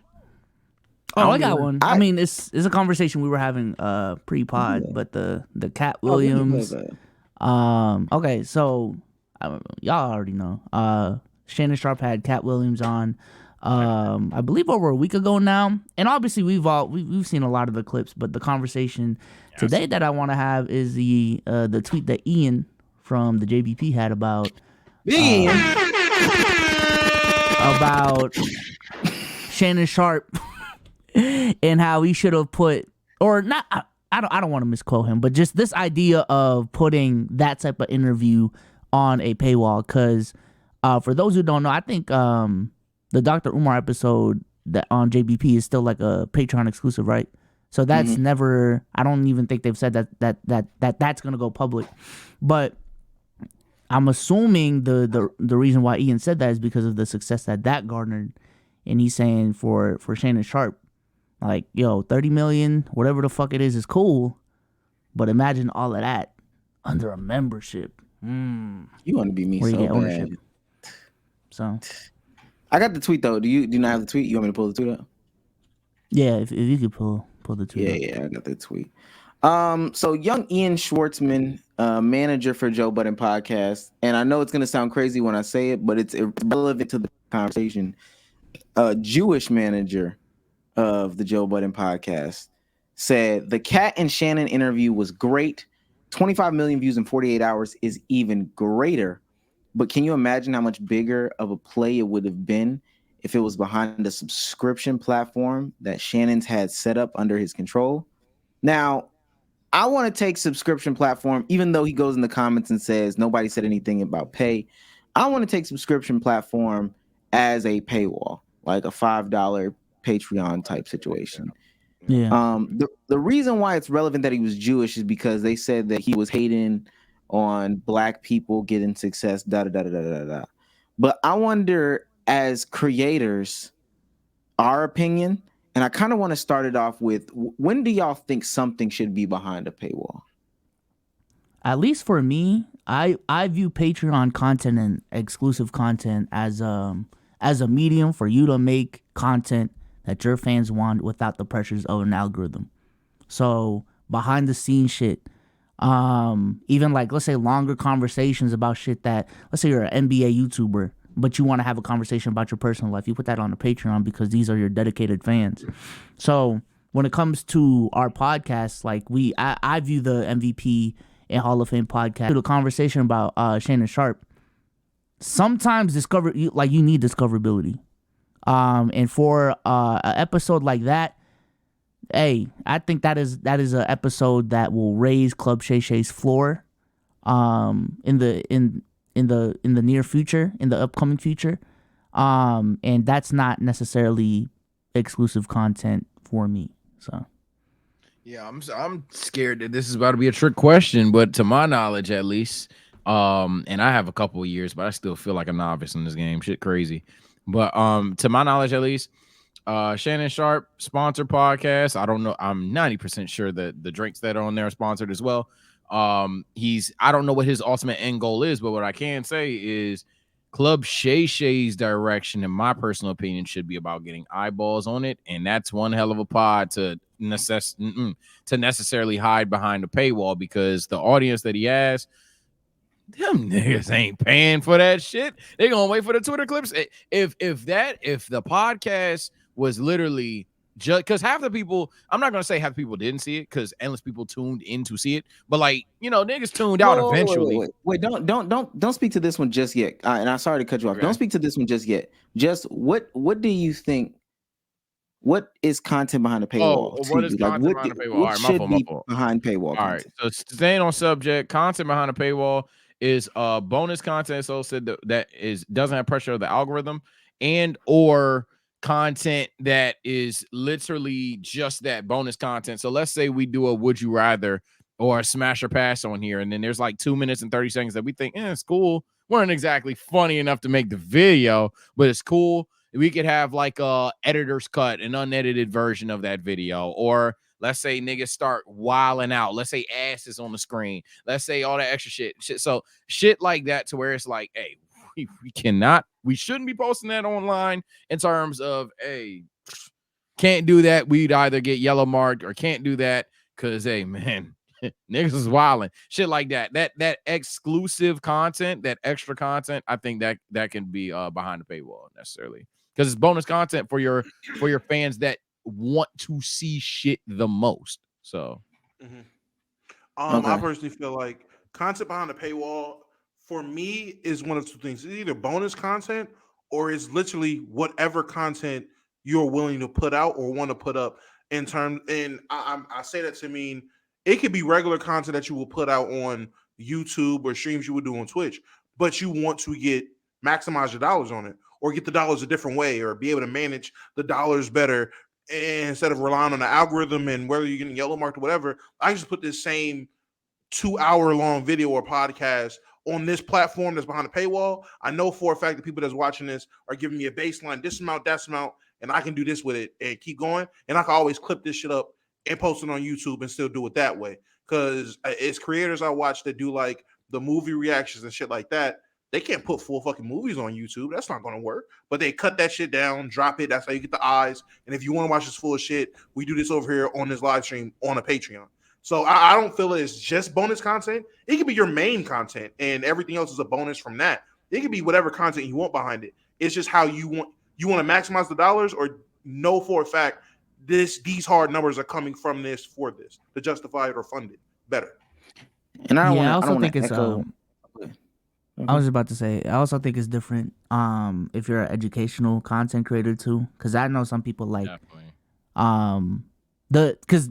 there's an actual exchange of information when you sign for this subscription. So if you pay $5 a month, you get access to this class. So it's like a more traditional exchange instead of just bonus content. And then some people have played the membership card differently too, because I know this podcast TMG, and the way they do it is they do 2 podcasts a week, or at least when I kept up with them, they do 2 podcasts a week. One is on YouTube, but the intro card is literally, hey, this is the free episode this week. If you want to see the other episode of the week, go on Patreon. But the other episode would be fully on Patreon. So they would essentially use the first podcast to show people, yo, this is what a TMG podcast is. If you want 2 of these a week, go to the Patreon. And they were making like $200K a month, $300, $400K a month. They was making crazy numbers. And I'm pretty sure they're still on it, so. So, and I don't want to echo what they said because I think everybody's covered it. So now I want to get into more of the tweet and kind of along the lines of what Sage said. Now you measure it, and mind you, Ian isn't saying go forward and put everything behind a paywall now. But now, how do you measure, I guess, the success of a blow up episode like this on the free tier and then a blow up episode like this behind a paywall? And what would make him even say, hey, put something like just imagine if you put something like this behind a paywall? Yeah, you have to, where I was going with this, you have to be literally, and I don't want to imply that he was, I don't know this guy, but you would have to straightforward be looking at dollars, because anything else, it does, even in the straightforward looking at dollars, just the idea of the sponsorship opportunity of Shannon Sharp being able to pull up to whoever wants to sponsor Club Shay Shay next time for that likely short-term deal, because if I'm Shannon Sharp, I'm running up short-term deals. And then I'm like, okay, hey, we just did 25 million. And then this next episode probably is going to go crazy as well. Like, as Souls mentioned, the floor on Club Shay Shay is probably much higher now. There's more people that are going to tune in because, one, you're either going to expect people to respond to Cat Williams, or two, that hey, this is like the fourth time on Twitter I've seen some celebrity to pop up on this man's show. So people are not only comfortable going on the show, but they're going to talk like this on the show, and they're going to get some drinks and laugh around and shit. Oh, hell yeah. So the idea of putting it behind a paywall is kind of like, I mean, yeah, there's technically possibly sort of a way you make more, but that's also kind of a risk for no reason, especially with his audience. But that's another us. That's a whole different argument. The idea that his audience wouldn't necessarily go for that, because a lot of niggas say they wouldn't, but they would. We've experienced that as well. But simultaneously, I don't know. I think them niggas have been perfectly fine with them Twitter clips. So that's all I'm gonna say. I would ask. Okay. I would want to know how much of the Joe Budden podcast that we've seen like clips from that have gone crazy, gone viral, because my fault. The Umar shit wasn't the first time I've seen a clip from Joe Rogan. I mean, not Joe Rogan, Joe Budden's podcast. So how much of their exclusive content are we actually watching? If it's quite frequent for those episodes and these big moments to all be behind paywalls for them, and they're getting that kind of traction when it comes to clipping it, putting up, everyone reacting to it, and the only way anyone's been able to see this full thing is through their subscription service or however they're doing it, then yeah, I would be like, I would assume that he knows something that a lot of motherfuckers don't. And he's talking from a place of experience, like the Umar episode, or like when he was beefing with Young Boy and those exchanges, or like when he was beefing with Drake. If these are coming behind subscription episodes, I mean, people had to pay to go see those. I doubt it was just a bunch of people watching for free. See what he said, to be upset that he did this whole thing. I remember that at the time, people were saying, you did that whole episode and that was behind the paywall. You had to put that behind the paywall, blah, blah, blah, blah, blah. Or that he didn't talk about it, or whatever it was at the time. You had to pay for it to fucking find out, and a lot of people did. So I definitely understand that. Then it would have to come down to what you value and you see as your floor and what's worth, I guess, that episode. If they're saying now you should know going forward, okay, I have a Cat Williams on, put that behind a paywall, or if the episode of Spicy, put that behind the paywall and just release clips. How many of that, how many million does that shit have now? 40, 30? 30. How many of that 30 million are you converting over into, how many of that is going to be subscriptions now? Is how I would look at it. If I'm saying going forward. I want to say 300,000 type shit for to make the ends meet, which is possible. Well, that's not. But that's I not also true. think that's one-sided that's too why. on that calculation. Because okay, so essentially the calculation, we can do it right now real quick, on 30 million views, right? 30 million views. And shout out to MDG. Is that 1,000 bits? I think that's 1,000 bits. Shout out to MDG. Happy birthday too at that. Yeah. Happy birthday Happy too, birthday man. to you, gang. So 30 million views, divide that by 1,000. Let's say it's a 2.5 hour podcast, you said, Omar. Mm-hmm. So let's say the RPM is $10. Pocket Watch Hall of Fame. Here we go. $10, boom. So that's around 315,000, right? Damn. So in terms of new signups, to match that, we would divide that by 5. Put in a Mind you, $5 tier. they also have different tiers, but it would take 630,000 signups. That's But not I also 630,000. Oh, 63,000. 63,000. My bad. But I also think that calculation is flawed because with the value of those conversions also comes returning viewers and returning revenue because of the fact that it's a monthly membership. So yes, it would only take it would take 63,000 to balance that out. But in actuality, you would need less because let's say you get 30,000, but if that 30,000 renews for Doubles 2 up. months, then Yeah, boom. Mm. So Fair enough. And I wanna present too, because I mean, the reason why I want to even go down this rabbit hole with people is because we had these conversations when deciding what to put behind paywalls and what to do when making tiers and what should be at X amount of tiers and all that stuff. And I'm looking at Joe Budden's Patreon now. The stuff he offers at the different tiers is similar to kind of like us, where once you go up, you get more access to stuff. Now I also have the ability to preview some catalogs. So he had a Nicki interview. I see an Alexis Texas interview. I know the two Umar interviews were at two different levels. When they're live, they present, we'll go into this conversation a little bit more in depth on Patreon. So it's very enticing to go, stay, and commit, as opposed to a potential one-off. And then his floor might be raised. Shannon's floor might be raised, but I don't think it'll be raised to where his standard is now, all right, I'm averaging $1 million per video. He did say he gained 500,000 subscribers, but we also got to investigate the value of each individual subscriber and how many more videos they're actually going to watch on Club Shay Shay. Because when he goes back to interviewing ex-football player or whatever, it's probably not going to hit the same as somebody who thought they came for a Cat Williams. And then we also have to say to ourselves, what data you can get from doing a subscription-based model. Because if I can get way more data and then have that data to curate to give you better content or give you better ads, that's also important. And then last but not least, you have ownership when you do that subscription-based model more than you have here. I saw this video because somebody linked it. I'm in the Joe Budden community.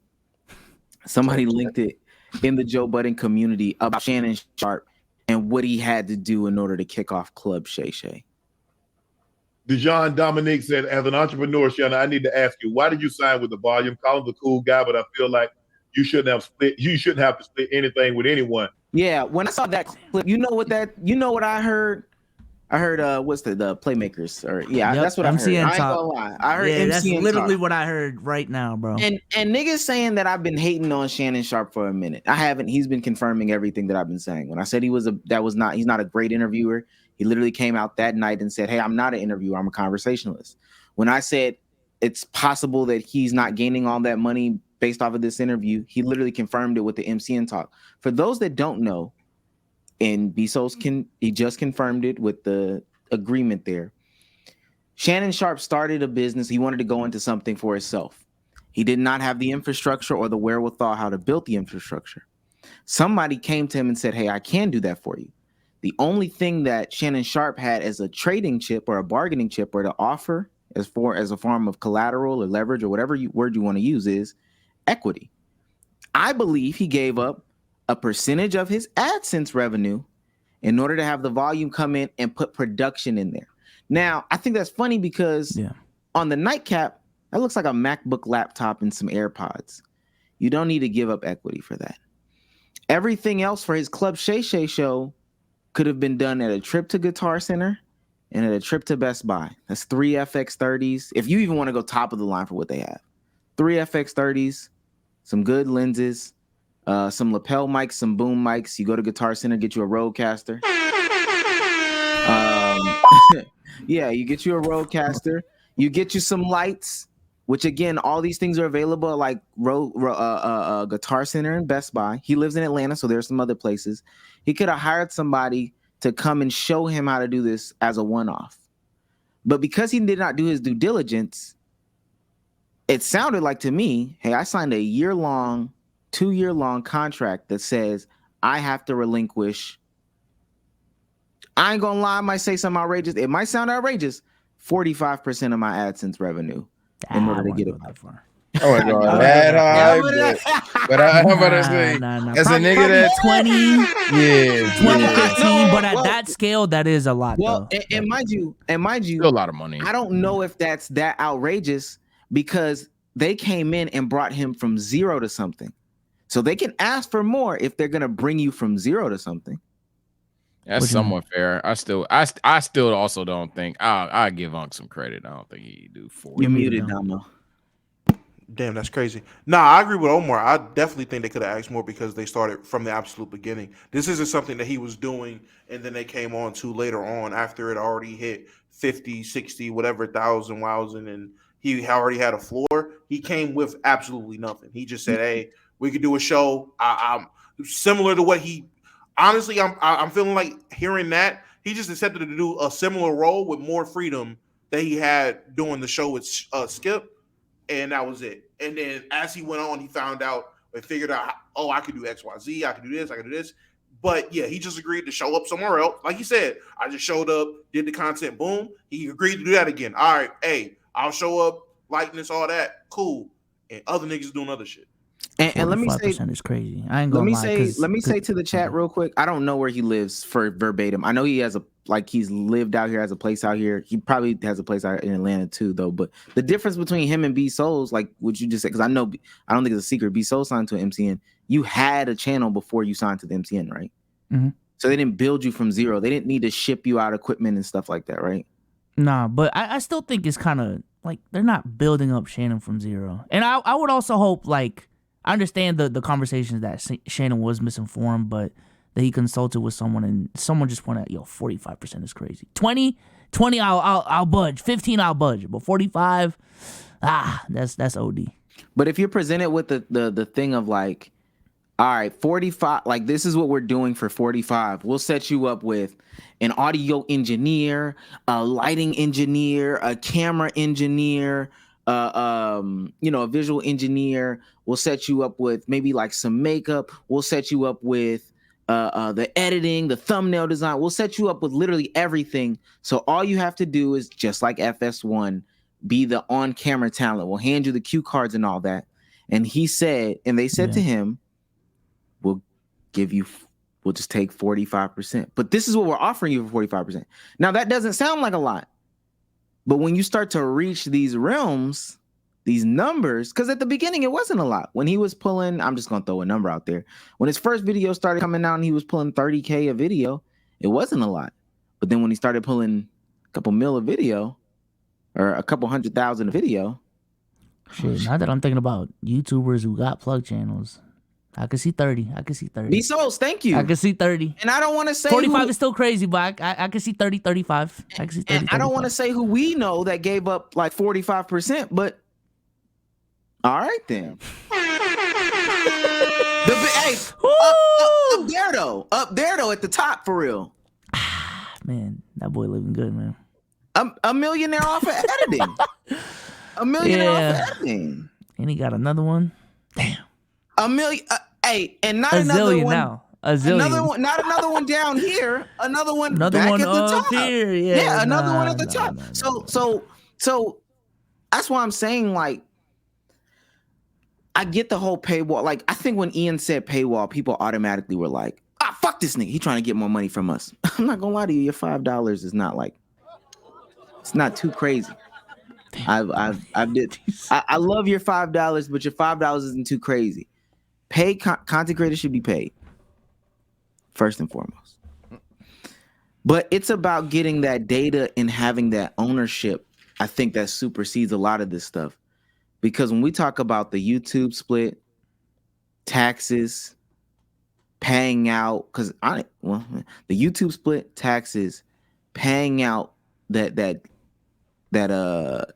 let's say production company that he signed to, and then Shannon Sharpe has to take home. That's crazy to me. But if you had ownership and more data and stuff like that, I think it's more valuable. Now, what that number is, there is a number where that doesn't matter, but it's not too bad of a claim. And I do think Shannon is in the realm of like memberships actually does make sense for him, because there is a point where like discoverability matters over everything. Like for real. But with Shannon, he has a leverage of like, because ideally I think people want to make content that, again, they don't have to cater to an algorithm for and make a shit ton of money. Like Shannon is in a position to do exactly just that. Have a membership, make a shit ton of money, and do whatever, like truly do whatever the fuck you want. You don't gotta worry about ad suitability, rely on brands. He is in that position, but a lot of people aren't. But I think you should look into it though. It's not the craziest idea. Depends what his end goal is. Well, yeah, I hear it. Yeah. I think his end goal, your end goal should always be ownership. He can't keep, and I'm not saying he'll do this because he said he learned, but you can't keep giving up percentages of the pie every single year. To run some cameras, like cut the shit on. Just press a couple buttons, hit record, and just keep it pushing. Yeah. I don't know, but I feel like some people, once they get to a certain floor of revenue, they just don't care. Like they'll sacrifice a lot just to, like if it's 3 mil, 4 mil, whatever the fuck it is, which I do think again Shannon has done. It's like, all right, I mean, 4 mil to not take care of a business and everyone have it do it for me. Like I'll take that. So. I get it. I think that's all that I had. Oh, I did have this because this is applicable to Sage and B Souls. It's crazy, man. Crazy. Man, I just started itching like fuck. Only 3%. You're nasty. 3% of men are over 6 feet tall and make $100K. That's not applicable to me. It's not applicable. No, I think it's amazing because although both of y'all aren't over 6 feet, y'all both make $1 million. Y'all both make $1 million. $1 million. Oh, man. Donation. I don't Y'all know. the richest guys I know by far. I don't. That's probably not even true. I don't know. It's not. no, it's not. Richest guys I know. Nah, that's factually incorrect. I'd love to be in the 3%, but we're not there. Job's not finished. What are you talking about? I'd love to be in the 3%, but the job's not finished. The job's not finished. I don't know what you want me to do. How many percent of men do have like 100K just period, regardless of height? What percent? Make 100K? Yeah. And are over 5'11". No, just 17%. No, this is no way. 17% of all men earn over 100K. Compared 17? You said 17? 14% better odds if I was just 6 feet. Wallahi, this is crazy. Wow. No. It's 17 if you're not 6 feet, but if you're over 6 feet, it goes down to 3. So if anything, if you're shorter, you have a higher likelihood. That is not what that said. Yeah, because it said 6 feet and up, and 100K is 3%. If you take out the 6 feet, it goes up to 17. No, I thought it was 6 feet and under. All that What's means. the original tweet? No, I see what Souls is saying. Essentially, Souls, you're right, but not. I mean, it depends how you want to look at it. I mean, I guess. I thought the first tweet was under. Just saying, it is over. The 3% are just how. Not that many niggas that are 6 feet got 100K is really what it is. Only 3% of men above 6 feet are making 100K. Now, what if we're reading that squiggly line wrong? Congruent. That's what I thought that bitch meant. I dropped out. No. Okay, you read that right. Damn. Shout out to the short guys, man. Yeah. You tall bastards. Go ahead, fuck some bitches, broke motherfucker. That's all you guys a big dick. No, what? What? What? I ain't done this. Oh my god. Does anybody know the full Rashard McCants Stephen A beef? No. I don't. What kind of beef is that? I'll play it, but real ball beef, man. It's a big ass quote retweet thread. Yeah, it is. When I hear Stephen A going off on these rants about how Kobe Bryant is not this and not that, you didn't have that energy when he was here. Oh, one of those energy when he was alive. And stop bringing this man who passed to extend your narrative. Yeah. Why would Kobe be in the conversation for you to kill him off so LeBron can live higher than him? Right. It don't make no fucking sense. Let the man rest. Let's keep him wherever everyone has him. If you got him 1, you got him 2, you got him 3. We don't need nobody trying to push him down, push him away so somebody else can be elevated. LeBron gonna be LeBron. Yeah. Mike gonna be Mike. We've been comparing Kobe, Mike forever. Here comes LeBron. Okay, join the conversation, my nigga, but don't be trying to diminish my man's name. Yeah. First of all, he has on Rick and Morty pants. I did notice that. Oh, jeez. Rick and Morty a cool show, man. Bro, what's up with Kobe fans lately, man? I got Yeah, I that ain't exact same comment on a video. Yeah. And I didn't even say some disrespectful shit. Like, Do y'all feel like that God narrative damn. exists where people are only because Kobe's dead are people diminishing his legacy by putting him lower? It's a pendulum. It's a pendulum, and now we're on the end of where everybody's saying it, and it's not happening. I gotta be fair. When it first happened, I was like, "Up here, niggas go," because y'all thought it was gonna happen, and it didn't happen. Now niggas being nasty. I gotta be fair. We are definitely at the point where, for some reason, I don't know what the fuck happened, but for some reason, people are out here saying, "Yo, man, y'all overhating on Kobe." Like even what Buddy just said would doesn't even make no sense. So if we're talking about the GOAT conversation. And we're talking about literally numero uno, and someone brings up Michael Jordan and Kobe. Okay, cool. If LeBron enters the conversation, that just factually diminishes Kobe to 3 if they think LeBron's better. Now, if diminish is a harsh word for you, lowers is a better word, I guess. But nah, that's not even hate at that point. That's just literal A. There's not 1, 2, and then 2, 2. Like no, that doesn't work. Somebody has to go down, and for most people, Kobe Bryant goes down there. So I don't know what we're doing. I can't remember a point in time when I haven't seen it to where because he's dead, people are using his name to slander him now. The people that I grew up a Laker fan, which means I grew up with niggas hating on Kobe. Kobe was not loved when I was growing up. Niggas hated Kobe Bryant. They made so much that he made a commercial, the I Hate You commercial, where niggas were singing. Paul Pierce, goofy ass, was in the commercial. I hate you in a Celtics uniform. Like that was a thing that people hated Kobe when he was alive. Now, when he retired, people romanticized it. People, okay, respect the GOATs. Then when he died, oh my God, respect the GOATs, cool. But I don't think anyone that loved Kobe after he's died now is like, nah, I can get these Kobe takes off for real. But no, the same people that criticize Kobe now, criticize him when he was alive, criticize him when he played. There's not a stigma of people who like Kobe, were indifferent about Kobe, that are just now saying, nah, he's not here to defend himself. I'm hating. Or just hating on him now. Like, no, Kobe was already hated before. If anything, a lot of you niggas switched up when he retired and realized, you know what? I ain't know if I really hated him for real.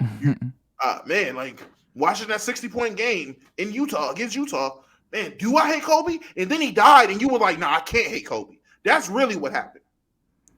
I think the energy shifted, which was weird to me, but in hindsight, I get it because I think, again, like basketball conversations have just gotten smarter since then.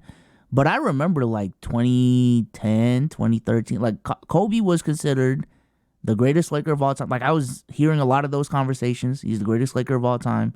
And like, yeah, he is in that GOAT conversation top 5 all time.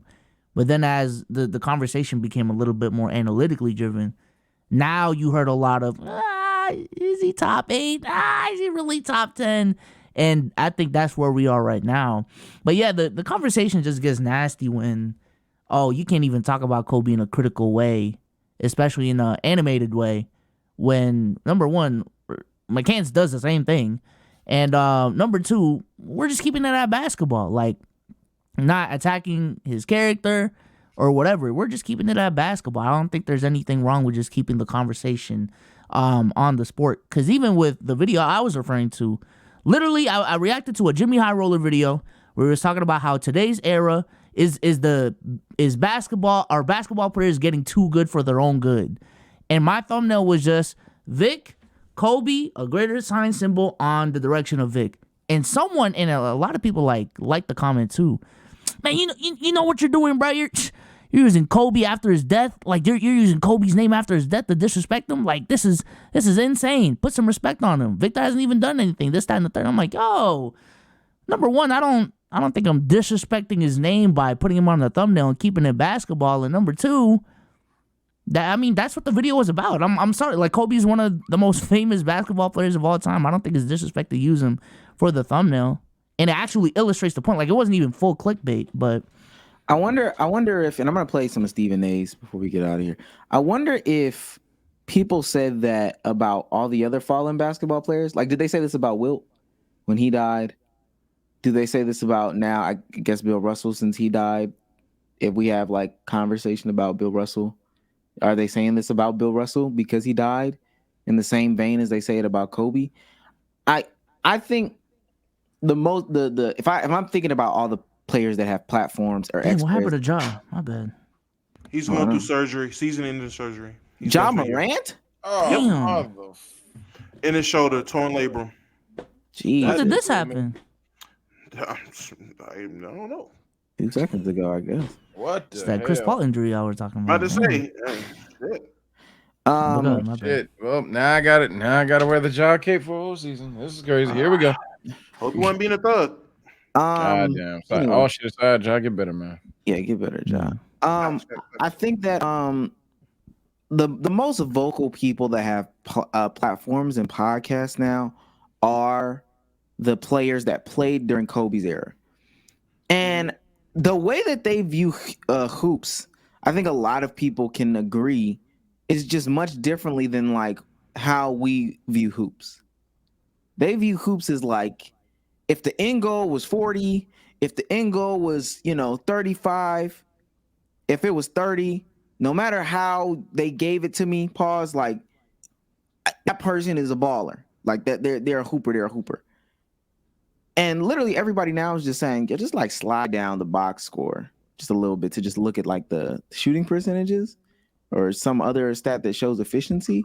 But for them, it's just like, nah. I played him. He gave me 30. And no matter what I threw at him, he just kept shooting. Like, they never acknowledged that AI would, like, sometimes AI shot like 35% from the field. Yeah. But let me play this Stephen A. 12 minutes. Player I'm not gonna play the whole thing. Different podcast. Not me, so I feel the need. Why run from it? Just address it head on. Recently I spoke on Allen Iverson's thoughts that the great Kobe Bryant, the Black Mamba, should not be ahead of LeBron James on the all-time list as the greatest player in NBA history, or number 2 to Michael Jordan. And obviously there were people who took umbrage to that. One of them was former NBA player Rashad McCants, who expressed his opinions on what I said when he appeared on Gilbert Arenas' podcast. Listen to what Rashad McCants had to say. So when I hear Stephen A going off on these rants. All right, buddy. We saw that already. A couple of things. Rashad McCants' first order of business, respectfully. You don't know what the hell you're talking about. You don't have a goddamn clue. Period. You don't know. So let me educate you. Number one, if you're going to quote me accurately. The receipts are there. I have never, nor would I ever, diminish the Black Mamba. That's number one. Number two, I didn't have the energy when he was here. Kobe was a friend of mine. I told Kobe to his face when he was alive, because I've been calling LeBron number 2 to Michael Jordan before Kobe passed away, God rest his soul. That is a fact. It is something that we debated about. Damn. When Shaquille O'Neal comes on the show a little bit later on today, he'll confirm that for you. Just ask him, because he likes you too. Now, I'm not sitting there coming at you derogatorily as if I got a beef with you. I got a problem with you. I don't know you that well, but I got mad respect for you. You were a college basketball player in North Carolina. You won a national championship, okay, in 2005. I saw you against Michigan State. I saw you against Illinois. I saw you against Villanova. I know who you are and what the hell you can do. Mad respect to you, and I know you know the game. But evidently, you need lessons on how to quote people accurately and not to come across as somebody who's personalizing some kind of comments just because you don't like them. I'm not here to agree with you, just like you wasn't on Gilbert Arenas' podcast to agree with me. You entitled to your damn opinion. I'm entitled to my damn opinion. What's the problem? Why is it that it's hating just because I don't have him as number 2 all time? I think Kobe Bryant is the second greatest two guard in the history of basketball behind Michael Jordan. You can debate whether or not he's the greatest Laker of all time.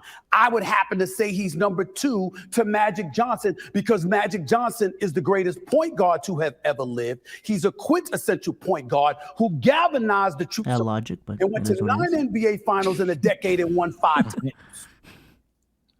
That nigga Souls could not resist it. I just he kind of Because he's a point guard.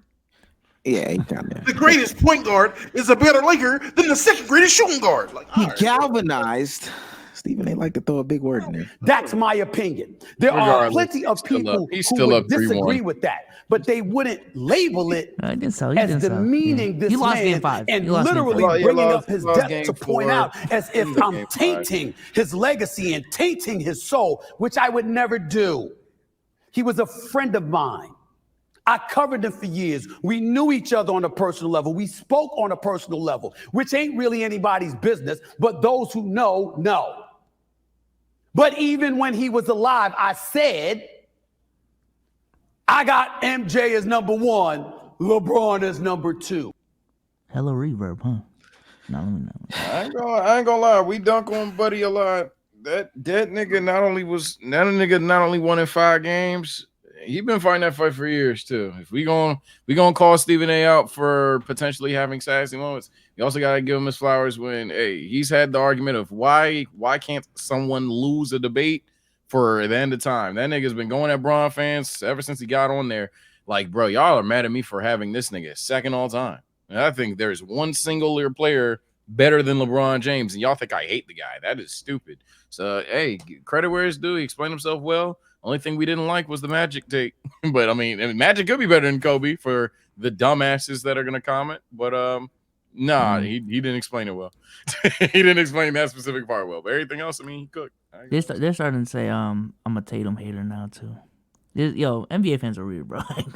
Yeah, and that's why. And y'all, we're running out of time. Y'all lucky I didn't get to my football segment because, man, I ain't gonna lie, I'm learning, and it's not even necessarily that Mike Tomlin thing. Yeah, it's like I'm learning quickly that a lot of you guys personalize shit way too much in team sports, and I've never was a fan of it. I think we had a debate on here. I don't know who said what, but I never was a fan of the idea of having a favorite player over a favorite team.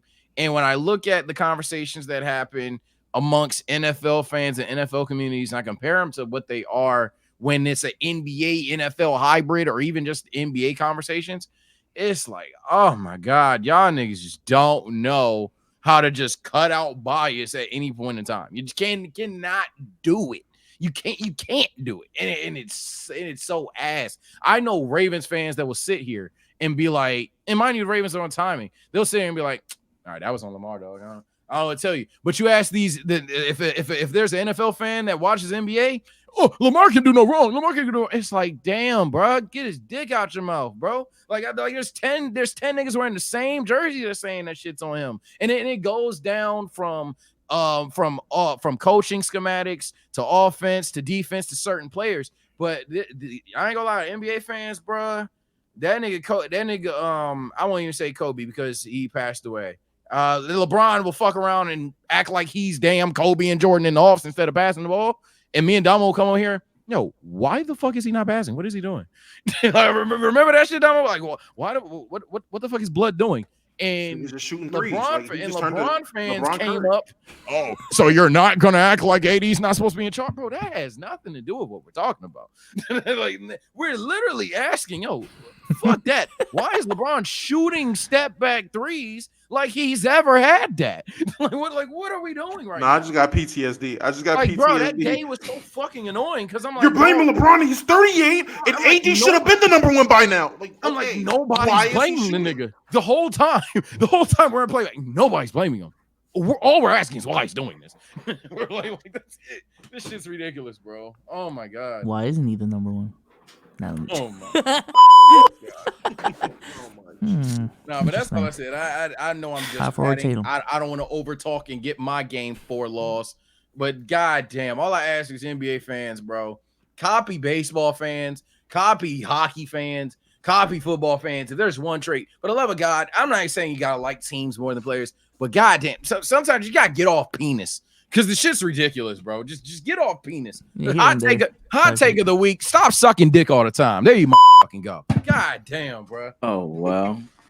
God damn. That's bro. one way to put it. No, I don't even necessarily want to follow. Yeah, I don't even want to follow that. I was just gonna say. You be blowing it, bro. Yeah, y'all pick and choose when we can give criticisms because we can criticize LeBron James's field goal percentage, but we can't criticize Kevin Durant's field goal percentage in the same conversation. If you have this energy about dead players, have the same energy about all dead players. Because what was I don't know. I'm trying to think of when Wilt Chamberlain died. Wilt Chamberlain was probably a top 94 basketball player of all time before he died, and now he slid out of top 10 contention, 99. So let's just say top 4, just to keep the argument going. Yeah. But Wilt was probably a top 4 basketball player before he died, and now some people have Wilt outside of the 10, or in the second half of the 10. Have smoke for them too. Are they pushing these agendas because Wilt Chamberlain died, or did people come along that people think are better? I don't know. Just keep the same energy. It's just sad. So, all right. Very true. In the words of TSO Sage, if there's one thing I'm gonna make sure we do is clock in and clock the fuck out. TSO Sage, man, let the people know how you feeling and where they can find you, and say goodbye. All right, people. We are currently at live check. I want to say 175 away from 5K. So, we're gonna kick ass on that stream. Hopefully, we can hit it by the end of this week. Let's take care and stay blessed for that. Follow me on Twitch, YouTube. It's not necessarily dead, but I've been loading up the shorts.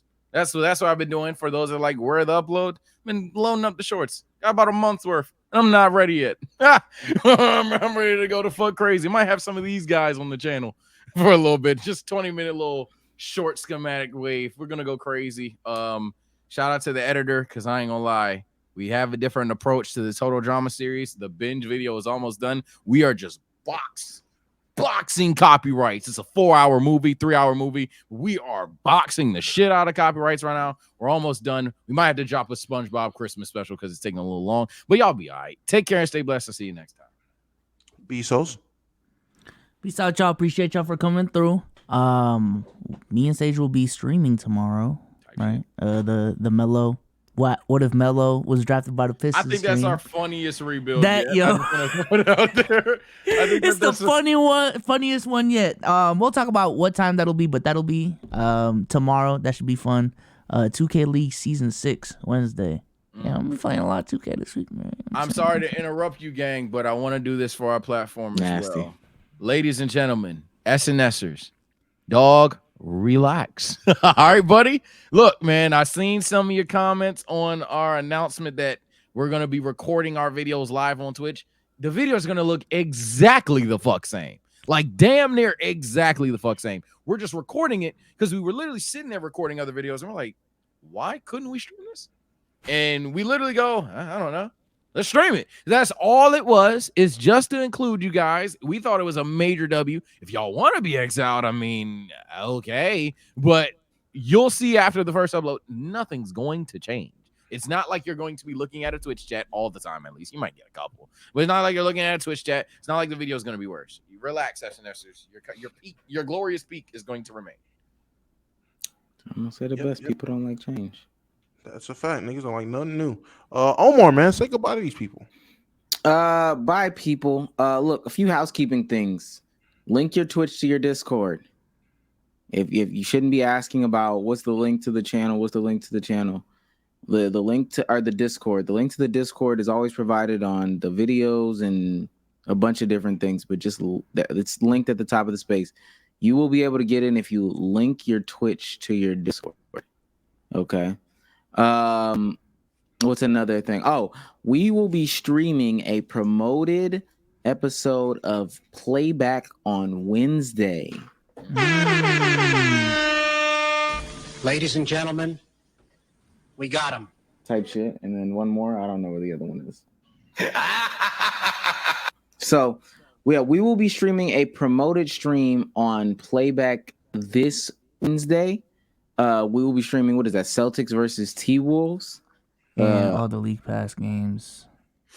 Yeah, all the Going League back and Pass forth. games, just to see, if Tatum really is him or if he is not him. So make sure That day will decide it. That's the only day. So make sure you are there. What do we decide on? 8 o'clock, 7:30. Game starts at 7. So 7 o'clock. Same shit. We'll just 7 say o'clock, 7. man. And just throw we're 7 out giving away some League Pass codes. Yeah, we are giving away some League Pass codes. I can't make that 7. I wouldn't miss it because if you want League Pass, that's the only way for you to get it for the free ski. No cap. So I would be there. For me, hey, work is all this week. I told y'all I will tell y'all when I stream. YouTube, you might have to suck a fart for a second. But we will be here every single weekend on twitch.tv/OHMEEZZY. Till then. Bye, guys. Shout out to my dog. Got the job, dog. Who we rating? You rating anyone? Let me look right now. Funny enough, you talked about comedians. Adonis and Caleb are live. Let Damo say bye to the people first. Yes. I'm used to him going first. This is weird. This is very weird. I forgot to go. This is crazy. All right, Chaz being my favorite midnight snack, and we will be back. Shit, I'm gonna be back tomorrow. The stream regulars program Tuesdays and Fridays, and I just randomly hit y'all niggas with whatever I can because I gotta be more consistent and give y'all more content. Tomorrow, I'm not gonna lie, I am feeling like doing some more of the finals, and I don't care what none of these niggas say. I'm ripping off ideas. 2K League starting me. I'm starting one. Season 1. Be there or be fucking square, and we're doing this the right way. I don't give a fuck how much time it takes. I'm doing tendencies. I'm doing everything. I'm doing full customizations. I'm the customization guy. I love leagues. This is my avenue. And best part, if you want your character done a certain way, hey, make them, nigga, and I'm gonna just upload them. I don't give a That's fuck. why I beg y'all, please. I ain't gonna hold you. If you want a character a certain way, shit. If you want your character done a certain way, if you want certain shit, hey man, make the nigga and tell me where to find them. But that all will start tomorrow. What time? Turn the notice on Twitter and looking at Discord. I'll let you know. Yeah, I love some of y'all, but y'all when y'all be sending the 2 to 4 gifted for customs. My bad. Davis. Nah, when y'all be sending the 2 to 4 for customizations, I'll be like, yo, just make the nigga. I know you have to, K. Can I change my base? Can I change my base? Just make the nigga, and I swear to God, I upload him. It's not that big a deal. I got you. Chat, I got y'all. Whatever y'all want. All right? Yeah. He got y'all. Yeah. Whatever. Yeah, go to the SLZ League season 6. Can I change my base? My base. Hell no. My base needs to be different. You get what you get. My base. Hey, you want to change your base? Fire gifted, nigga. You get what you get. Hey, that's a fact. So who you rating, man? You think we can get agents' attention? I'm about to say, Back I on don't the see pod? anybody else that's live right now. Well, let me see. My bad. I haven't looked. Niggas is already tuning out. We got 3 in there. Hold on, chat. BW man, just stay here to help the raid. My base? Y'all better than me. I'm gonna say Caleb City, or I'm gonna say Justin L. Carter, Duke the Killer. I'm about to say if we're going for new guests, Caleb. If we're going for Duke the Killer. If we're going for anybody, Joe knows. Let's do Caleb City. Yeah, just do Caleb. Because doesn't he have on followers only chat? I feel like everyone has followers. Yeah, he does. And he is dummy locked into the game right now. Oh, he playing the game? He's actively reading chat. I just tuned in. Raid that nigga, man. Or I'm gonna tell you, Trey doesn't have his on. Hold on. I'm gonna say Trey doesn't have his on followers only though. Who is Trey? We met him at DreamCon. I brought in Chase's guy. Yeah. Oh, okay. Never mind. I would say him. Can I change my base? All right, I'm Oh done. my God, what game is he playing? No, this is game is this is he playing? Outlast? No, Yeah, this nigga locked in. You see this shit, right? no, I just seen Coochie on my fucking screen. What the fuck? Oh, Coochie. Oh. Nah, chat spamming TOS. All right, well, if y'all want to know what that is about, go ahead and raid Trey's stream real quick. That's crazy. That's crazy. Can I change my base? Yo, you really mad about that? Bro, because niggas do that. I know he's trolling, but I'm dead ass. Niggas be doing I'm dead ass too. Your base? Then somebody had the nerve to tell me that's why I'm losing. That's why we losing. Shout out Cobra for the 48 minutes. That nigga be gifting for 48 minutes. All right. All right, we're out. All right, That's crazy. He hit end recording. Oh Lord. hey, I changed bro, my base. Plebs. Yo, what is this? Who is that? Yo, oh no, it's the wrong time to raid me. Look at this damn raid. Oh my God. Crazy.